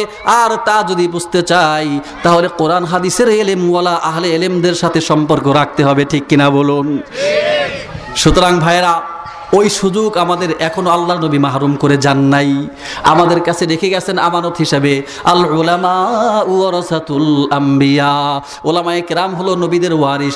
এদের সাথে হাত ধরা মানে হলো নবী আকরাম সাল্লাল্লাহু আলাইহি ওয়াসাল্লামের সাথে সম্পর্ক রাখা। এই জন্য আপনাদেরকে আমি জিজ্ঞাসা করি, আজকের এই মাহফিল ওলামায়ে কেরাম আসলেন, আরো যত মাহফিল হয়, যত মজলিস হয়, যত দরবার হয়, হক্কানি ওলামায়ে কেরাম আসেন, আপনারা বিরক্ত বোধ করবেন না। অনেকে অনেক ধরনের কথা টিকা টিপ্পণী করে, অনেক ধরনের টিকা টিপ্পণী করে, ওলামায়ে কেরামকে নিয়ে বড় ধরনের কটূক্তি করে, তাচ্ছিল্য করে। শুনে রাখুন, খবরদার, শেয়ারের দিন নিয়ে কোনোদিন তাচ্ছিল্য করবেন না।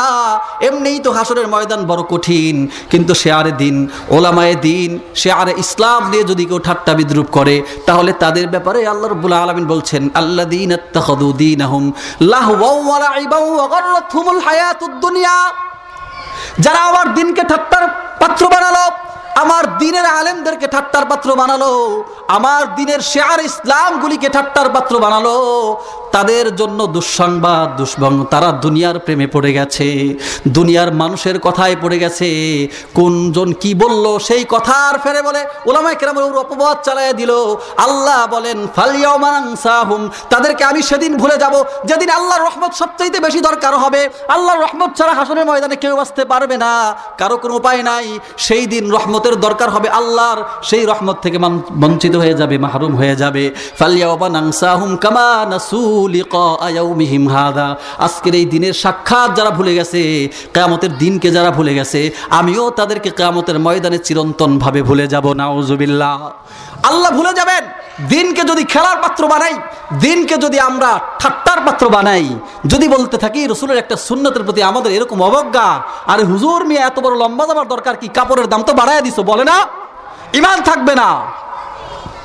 হযরত নূহ আলাইহিস, আমাকে 10 মিনিট টাইম দেওয়া হয়েছে, আরো 10 মিনিট, 10 মিনিটে শেষ করা হবে, শেষ করে দেওয়ার কথা রয়েছে। আমি কয়েকটা ঘটনা শুরু করেছিলাম, সময়ের অভাব, শেষ করতে পারবো না। ফিনিশিং দেওয়ার জন্য একটা কথা বলে যাই। হযরত নূহ আলাইহিস সালাতু ওয়াস সালাম যখন নাকি নৌকা বানালেন, আল্লাহ বললেন, ওয়াসনাইল ফুলকা বিআ'বিনা ওয়া ওয়াহয়িনা ওয়া লা তুখাতিবনি ফিল্লাযিনা যালামু, ও নূহ তুমি একটা নৌকা বানাও, ওই নৌকার মধ্যে তোমার উম্মত যারা আছে তাদেরকে নিয়ে তুমি নৌকায় ওঠো, খবরদার কোনো গুনাহগারের নৌকায় ওঠার কোনো সুযোগ নাই। নূহ আলাইহিস সালাম মাত্র 40 জোড়া উম্মত পাইছে। 40 জোড়া উম্মত কয়জন হয়?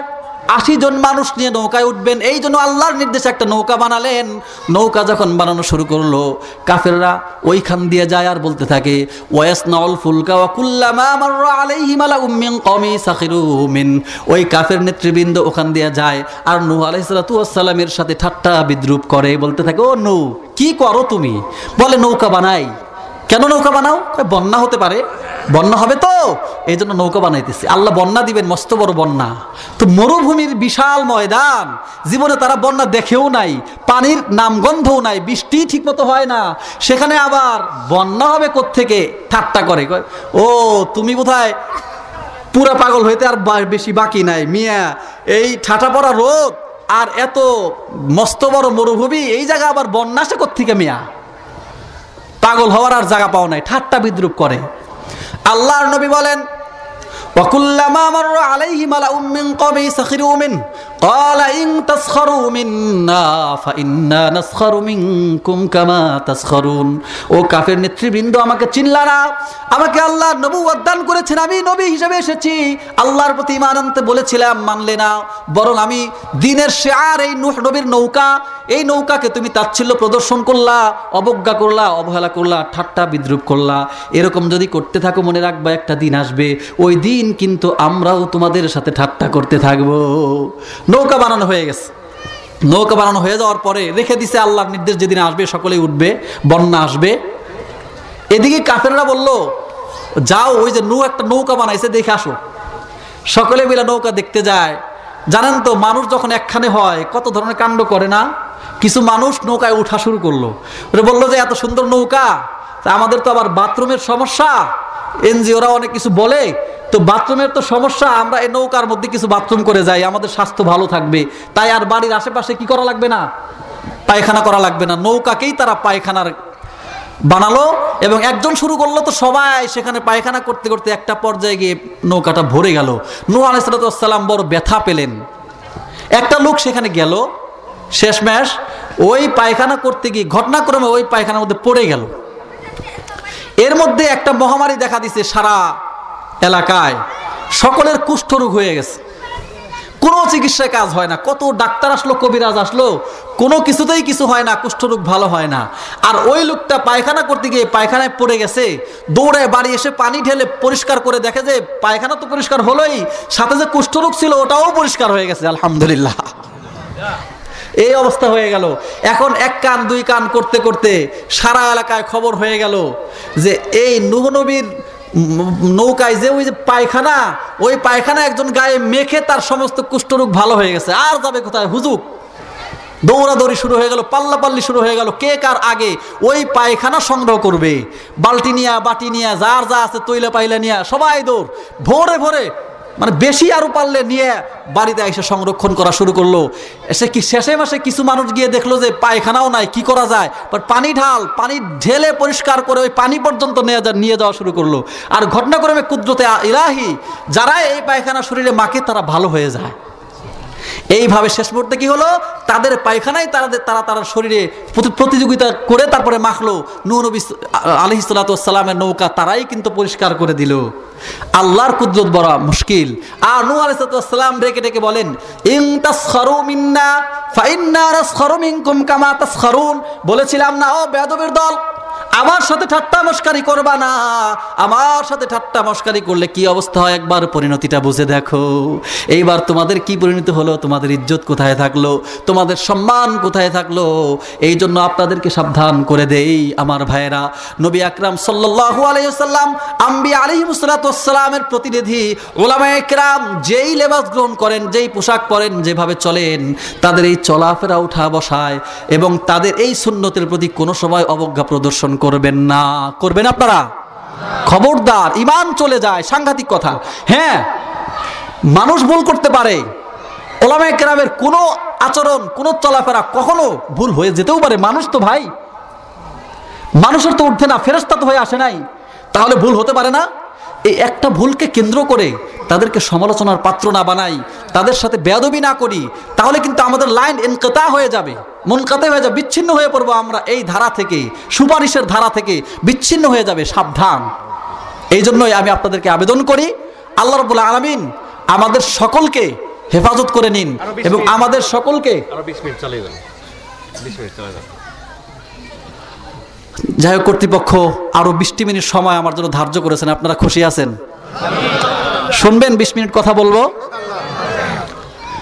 তো আল্লাহ রাব্বুল আলামিন যে স্পেশাল বাহিনী রেখেছেন দুনিয়ার বুকে, যাদের মাধ্যমে কোরআন টিকে থাকে, যাদের মাধ্যমে সুন্নাত টিকে থাকে, নববীর শিক্ষা টিকে থাকে, আর কিছু হোক আর না হোক, দুনিয়ার দৃষ্টিকোণ থেকে আপনি যেভাবেই বিচার করুন, তাদের সাথে কোনো ধরনের মনের থেকে আর রাখবেন না।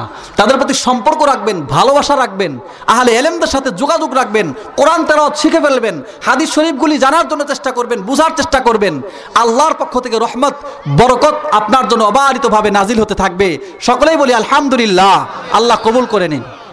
বলছিলাম, মদিনার বিচার কাজ চলছে। হযরতে আলী কাররামাল্লাহু ওয়াজহাহু ইজলাসে বসেছেন, বিচার করছেন। আর ওই মেয়েটাকে বলছেন, একজনের সমাধান হলো না, একজনের সমাধান হয়েছে। সন্তানটা তার মা পায় না, তার মায়ের অভাব পূরণ হয়ে গেছে, পিতার অভাব পূরণ হয়ে গেছে। মা হারালো একজন, আর বিনিময়ে পেল পিতা, ভাই, বোন, মা, সব কিছু পেল। আলী রাদিয়াল্লাহু তাআলা আনহু বললেন, এইবার ওই বিবাদিনীর দিকে তাকালেন, ও মহিলা শোনো, কেন এবার সে তোমাকে মা বলে, আর মা বললে কেন এবার তুমি সন্তান হিসেবে তাকে অস্বীকার করো? আমার তো বুঝে আসে না। সমস্ত মায়ের মধ্যে তোমাকে তো আমি ব্যতিক্রম ধর্মী মা দেখলাম। তখন মা বলে, আমার কোনো সন্তান নাই, দুনিয়ার বুকে আমার বিবাহই হয় নাই, আমার কোনো স্বামী তো নাই, সন্তান আসবে কোত্থেকে হুজুর? এ তো সন্ত্রাসী হবে অথবা ছিনতাইকারী দলের সদস্য হবে। আমার গহনাগুলি ছিনতাই করার জন্য, আমার সম্পদগুলি ছিনতাই করার জন্য, আমার মায়ের অভিনয় করে এরকম আমাকে ক্ষতি করার জন্য সে আগ্রহ প্রকাশ করছে, ক্ষতি করার জন্য চেষ্টা করছে। দয়া করে তার হাত থেকে আমাকে বাঁচায়া দেন। আলী রাদিয়াল্লাহু তাআলা আনহু বলল, তাহলে শুনো হে মহিলা, একটা সিদ্ধান্ত আমি নিয়ে ফেলেছি, একটা সিদ্ধান্ত আমি নিয়ে ফেলেছি। সেই সিদ্ধান্তটা আমি তোমাকে এখন জানায়া দিতে চাই, রাজি আছো কিনা? বলে, হ্যাঁ, আপনি বিচারক হিসাবে যা কিছু বলবেন আমি সব কিছু মেনে নিব। আলী রাদিয়াল্লাহু তাআলা আনহু বললেন, সে তো আজ থেকে আমার সন্তান হয়ে গেছে, আমার দায়িত্ব হয়ে গেছে তার সমস্ত জিম্মাদারি আদায় করা, তার হকগুলি আদায় করা। সন্তান হিসাবে, পিতা হিসাবে সন্তানের হক আমি আদায় করব। এই জন্য আমি এই মজলিসের মধ্যে সকলকে জানাতে চাই, আমি আমার সন্তানের বিবাহ দিতে চাই। আমি সন্তানের ওলি হিসেবে বিবাহ ঠিক করেছি। এই জন্য সাথে সাথে পুত্রবধূ নির্ধারণ করেছি। তুমি যদি আমার ছেলের পুত্রবধূ হয়ে যাও, তোমাকে যদি আমি পুত্রবধূ বানাই, তুমি যদি আমার ছেলের বউ হয়ে যাও, তাহলে এই ছেলেটা হবে তোমার স্বামী, আলীর মতো ব্যক্তি হবে তোমার শ্বশুর, আর হাসান হুসাইনের মতো ব্যক্তি হবে তোমার ভাসুর, ফাতেমার মতো ব্যক্তি হবে তোমার মা, তোমার শাশুড়ি আম্মা। তুমি কি রাজি আছো কিনা? ওর সমাধান আমি যেমন করে দিলাম, তোমার বাঁচার অবলম্বন আমি সৃষ্টি করে দিতে চাই। তোমার সকল জিম্মাদারি আমি আলী শ্বশুর হিসেবে পালন করতে চাই। রাজি আছো নাকি? মহিলা ডেকে ডেকে বলে, হুজুর, সব কিছুই আমার পছন্দ হয়েছে। এই কথাটা, এই সুযোগটা প্রত্যাখ্যান করার সুযোগ আমার নাই, প্রত্যাখ্যান করার মতো দুঃসাহস আমার নাই। কিন্তু এক জায়গায় একটা আপত্তি আছে, এই নাবালক সন্তানের কাছে আমি বিবাহ বসতে চাই না। আলী রাদিয়াল্লাহু তাআলা আনহু বলেন, তোমার তো এমনিতেই কত সমস্যা হয়ে রয়েছে, তোমার স্বামী নাই, বাঁচার অবলম্বন নাই। মানুষ, দুর্বৃত্তকারীরা যদি তোমাকে পায় তাহলে তোমাকে অত্যাচার করবে, নিপীড়ন করবে। সেই পরিবেশের চেয়ে একটা নাবালেক সন্তানকে স্বামী হিসেবে কবুল করে নিয়ে একটা কুদরতি পরিবেশের মধ্যে, দিনের পরিবেশের মধ্যে সুন্দরভাবে বেঁচে থাকার সুযোগ হয়ে যাবে। এটা তোমার কম কিসে? বলল, না হুজুর, এটা আমার কোনো কিছুতেই কম নয়, বরং চাওয়ার চাইতেও অনেক বেশি। কিন্তু সমস্যা হয়েছে অন্য জায়গায়, আমি পারছি না সেই কথাটা মুখে উচ্চারণ করার জন্য। তোমাকে উচ্চারণ করতেই হবে, না হলে আমি সিদ্ধান্ত নিব কিভাবে? তোমাকে বলতেই হবে কি সমস্যা। বলো, হুজুর, আমাকে যদি এভাবে চাপাচাপি করেন, যদি না বলো, তোমাকে তো আমি বিবাহ পড়াইয়া দেব, আর আমার কথা বিচারক হিসেবে তোমাকে মানতেই হবে। আমি কোর্ট, এই কোর্টের আদেশ তোমাকে মানতে হবে। আমি যদি এই সন্তানের সাথে তোমাকে বিবাহ পড়াইয়া দেই, তখন বাধ্য হয়ে মহিলা বলে, হুজুর, এ তো আমার সন্তান, সন্তান আমার স্বামী হবে কিভাবে? সন্তান কোনোদিন আমার স্বামী হতে পারে না। আলী রাদিয়াল্লাহু তাআলা আনহু বলেন, তাহলে তুমি কেন তার সন্তান হওয়ার পরেও তুমি তাকে কেন অস্বীকার করলে? বলো, তুমি তো বলছিলে সে তোমার সন্তান নয়, কসম করে বলছিলে, তাহলে অস্বীকার করলে কেন? বলে, হুজুর, আমার স্বামী, আমার বিয়ে হওয়ার পরে, সন্তান পেটে আসার পরে আমার স্বামী যুদ্ধে চলে যায়, যুদ্ধে যাওয়ার পরে নিহত হয়, নিহত হয়ে যাওয়ার পরে আমার কোনো বেঁচে থাকার অবলম্বন থাকে না। আমাকে তার আমার শত্রুরা, আমার স্বামীর শত্রুরা সকলে মিলে বাড়ি থেকে আমাকে বের করে দিয়েছে। এই সন্তানটা কোলে নিয়ে আমি আমার বাড়ি ছেড়ে চলে এসেছি, মরুভূমির পর মরুভূমি ছেড়ে এসেছি, বিজন প্রান্তর ছেড়ে এসেছি, অনেক এলাকা ছেড়ে এসেছি। কোথাও আমাকে কেউ আশ্রয় দেয় নাই, বরং সকলেই আমাকে ক্ষতি করার জন্য চেষ্টা করেছে। অবশেষে না খেয়ে থাকতে থাকতে আমার জীবন বের হয়ে যাওয়ার উপক্রম। আমার সন্তান যেন মনে হলো এই সন্তানটাই আমার এখন মরণের কারণ হয়ে গেছে। কারণ এখন যদি আমি আমার এই সন্তানকে আমার কাছে রাখতে চাই, নিজের খোরাক নাই, সন্তানকে বাঁচাবো কিভাবে? নিজের খোরাক নাই, সন্তানকে বাঁচাবো কিভাবে? এই জন্য সন্তানের প্রতি ক্রমান্বয়ে আমার শত্রুতা আসতে থাকলো। আমি সন্তানের মহব্বত ভুলে যেতে থাকলাম। কেন জানি মনে হতে থাকলো এই সন্তান আমার আপন হতে পারে না, এই সন্তান আমার জীবন বাঁচানোর জন্য বড় সংকট হয়ে যাবে, বাধা হয়ে যাবে। এই সন্তানকে আমি ছেড়ে দিতে চাই, এই সন্তানকে আমি আর কোনোদিন সন্তান হিসেবে গ্রহণ করব না। এটা হলো পৃথিবীর বাস্তবতা। দুনিয়ার বুকে এমনও সেই পরিস্থিতি আসতে পারে, মানুষ তার সন্তানকে অস্বীকার করে দিবে। এখনো আমাদের চোখের সামনে অনেক দেখি, গরিব মা বড় কষ্ট করে মানুষের বাড়িতে কাজ করে করে কিছু পয়সা জমিয়ে, নিজে না খেয়ে মানুষের অত্যাচার সহ্য করে কাজ করে টাকা জমিয়ে জমিয়ে ছেলেকে ভালো স্কুলে পড়ানোর চেষ্টা করেছে। ছেলেও মোটামুটিভাবে স্কুলে পড়ে পড়ে বড় হয়েছে, ব্যারিস্টার হয়েছে, কিংবা হাকিম হয়েছে, কিংবা এরকম বড় কোনো ইঞ্জিনিয়ার হয়েছে, বড় কোনো ডাক্তার হয়েছে। ভাই, এইবার গরিব মা, মূর্খ মা, কিছু বলতে জানে না, কোনো শিক্ষা তার নাই, সামাজিকতার জ্ঞান তার নাই। সে শুধু জানে আমার ছেলে ডাক্তার, আমার ছেলে ইঞ্জিনিয়ার। একটা ইঞ্জিনিয়ারের ছেলের পরিবেশ কিভাবে রক্ষা করতে হয় সেই শিক্ষা মায়ের নাই। মায়ের বড় গর্ব, আমি আমার রক্ত পানি করা পয়সা দিয়ে আমার সন্তানকে আমি ইঞ্জিনিয়ার বানালাম, ডাক্তার বানালাম। এখন সামাজিকতা রক্ষা করতে পারে না। ইঞ্জিনিয়ারের আত্মীয় স্বজন আছে, বন্ধু বান্ধবরা আসে, বন্ধু বান্ধবের সাথে মা কথা বলতে পারে না, কিভাবে চলতে হয় সেই সিস্টেম জানা নাই।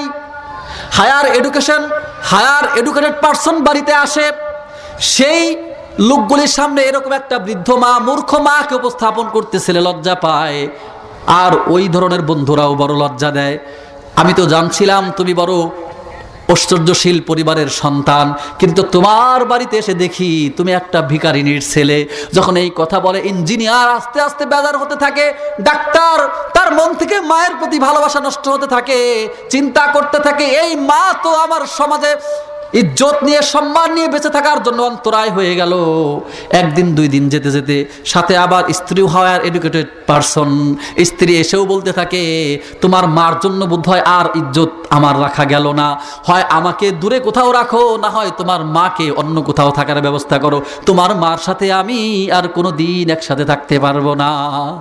এই হলো অবস্থা। ইঞ্জিনিয়ার মন বদলে গেল, চিন্তা করলো এর জীবন তো শেষ হয়ে গেছে, এই মা তো কদিন পরে মরেই যাবে, সুতরাং যে মরেই যাবে এমন একটা মানুষের সম্মান দিয়ে, এমন একটা মানুষের খেদমত করে আমার কি লাভ, বরং খেদমত করতে গিয়ে সামাজিকভাবে আমাকে ছোট হতে হয়। এই জন্য কি করলো, ওই সন্তানটাকে, ওই মাকে সন্তান অস্বীকার করে দিল। মানুষ আসলে বলে ফেলে না এ আমার মা নয়, এ হলো আমার বাড়ির কাজের লোক। হয় কি হয় না? এই বর্তমান আধুনিক বিশ্বের এরকম ঘটনা পাশ্চাত্য সমাজে তাকিয়ে দেখেন। এক একটা শিক্ষিত সন্তান, বিজ্ঞানী সন্তান তার বৃদ্ধ মাকে ওল্ড হোমে পাঠিয়ে দেয়। খবরদার, আমার এই হায়ার এডুকেটেড পারসন, আমার ডেলিগেটরা আসবে, সম্মান ইজ্জত তাকে করতে হবে। সম্মান ইজ্জত করতে গেলে এই বৃদ্ধ মা তার জন্য বোঝা হয়ে যাবে, অসম্ভব নয়। ওল্ড হোমের সিস্টেম তারা জারি করেছে। সন্তানেরা কি করে, মা এবং বৃদ্ধ মাকে, বৃদ্ধ পিতাকে ওই ওল্ড হোমে, বৃদ্ধাশ্রমে পাঠিয়ে দেয়, সেখানে পাঠিয়ে দেয়, আর মায়েরা নিঃসঙ্গ জীবন যাপন করতে থাকে। সন্তানের ভালোবাসা, সন্তানের মুখটা কল্পনা করে করে চোখের পানি ঝরায়, কিন্তু কিছুই করার নাই। ওই সমাজের ব্যবস্থাই হলো এটা। অর্থাৎ সন্তান এবং মায়ের সাথে, সন্তান এবং পিতার সাথে সম্পর্ক দুনিয়ার বুকেই, দুনিয়ার মায়ায় থাকে না। অগররত হুমুল হায়াতুদ দুনিয়া, দুনিয়ার জিন্দেগি তাদেরকে এরকম ভাবে ধোঁকা দেয় বন্ধুরা। সুতরাং এটা যদি দুনিয়ার অবস্থা হতে পারে, এই দুনিয়ার বিপদের চাইতে কঠিন বিপদ হাসরের ময়দান আমাদের জন্য অপেক্ষা করছে।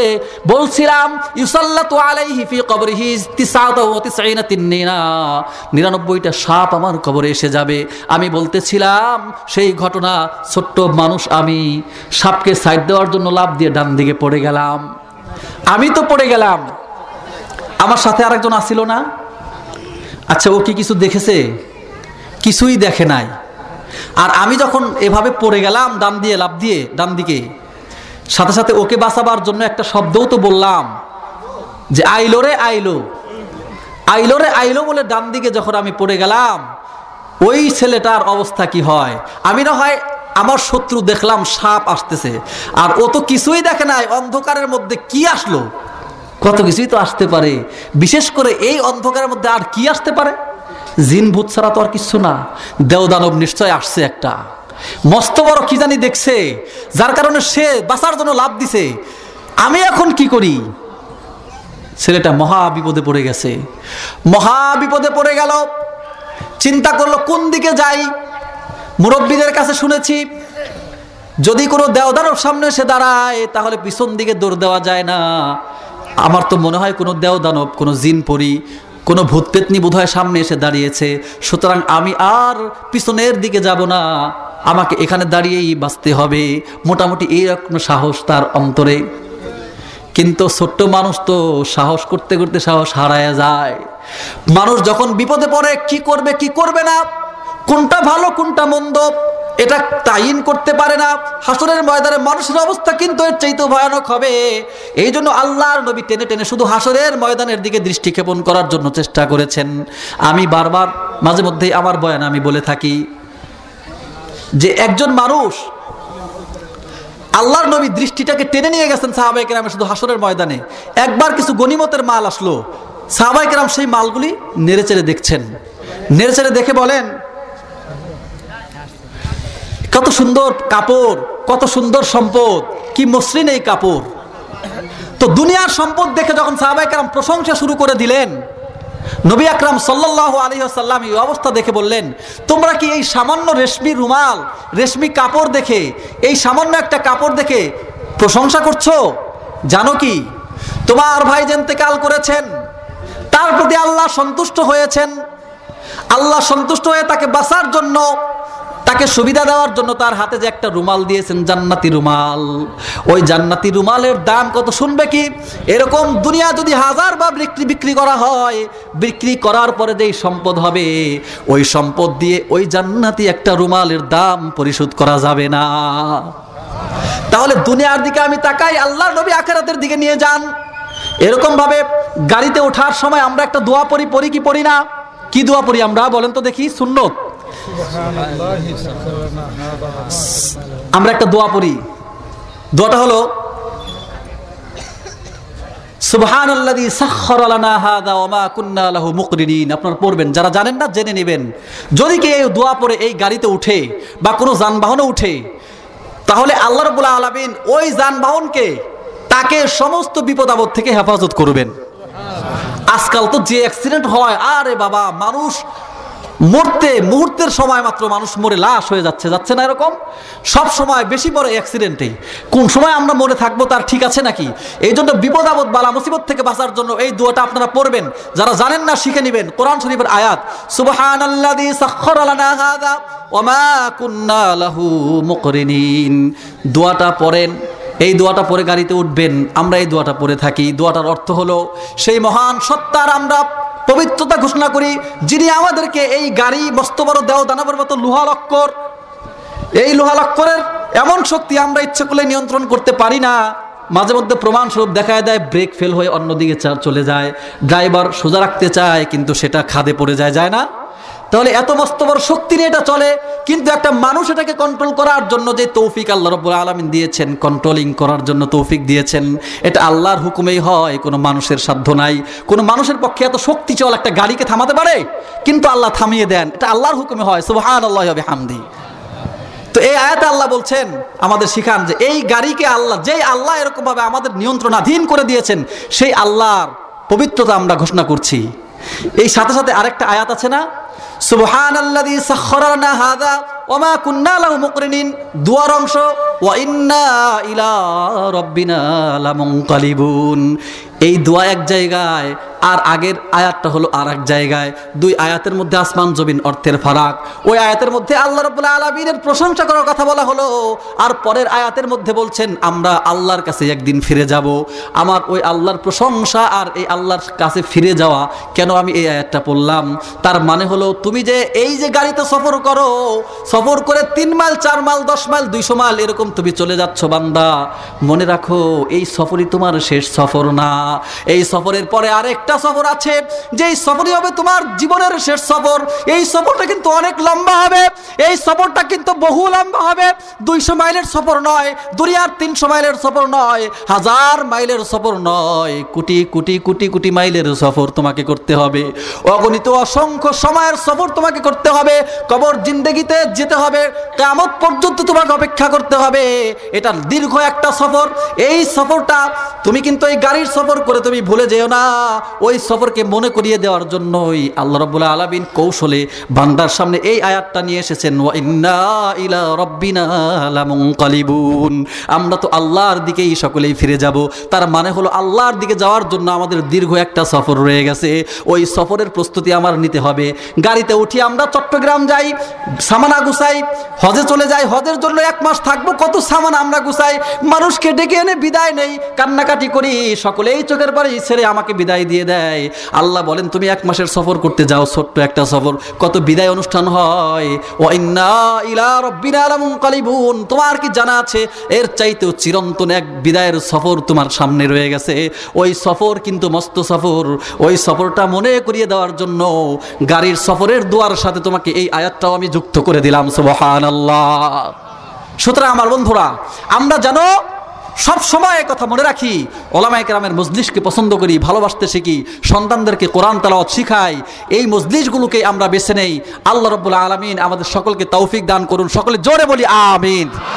আমার কথায় কোনো কষ্ট পেয়ে থাকলে, ভুল ভ্রান্তি হয়ে থাকলে আপনারা মাফ করবেন, দোয়া করবেন, এই বলে আমি আমার বয়ান শেষ করছি। ওয়া আখিরু দাওয়ানা আলহামদুলিল্লাহি রাব্বিল আলামিন। আসসালামু আলাইকুম ওয়া রাহমাতুল্লাহি ওয়া বারাকাতুহু।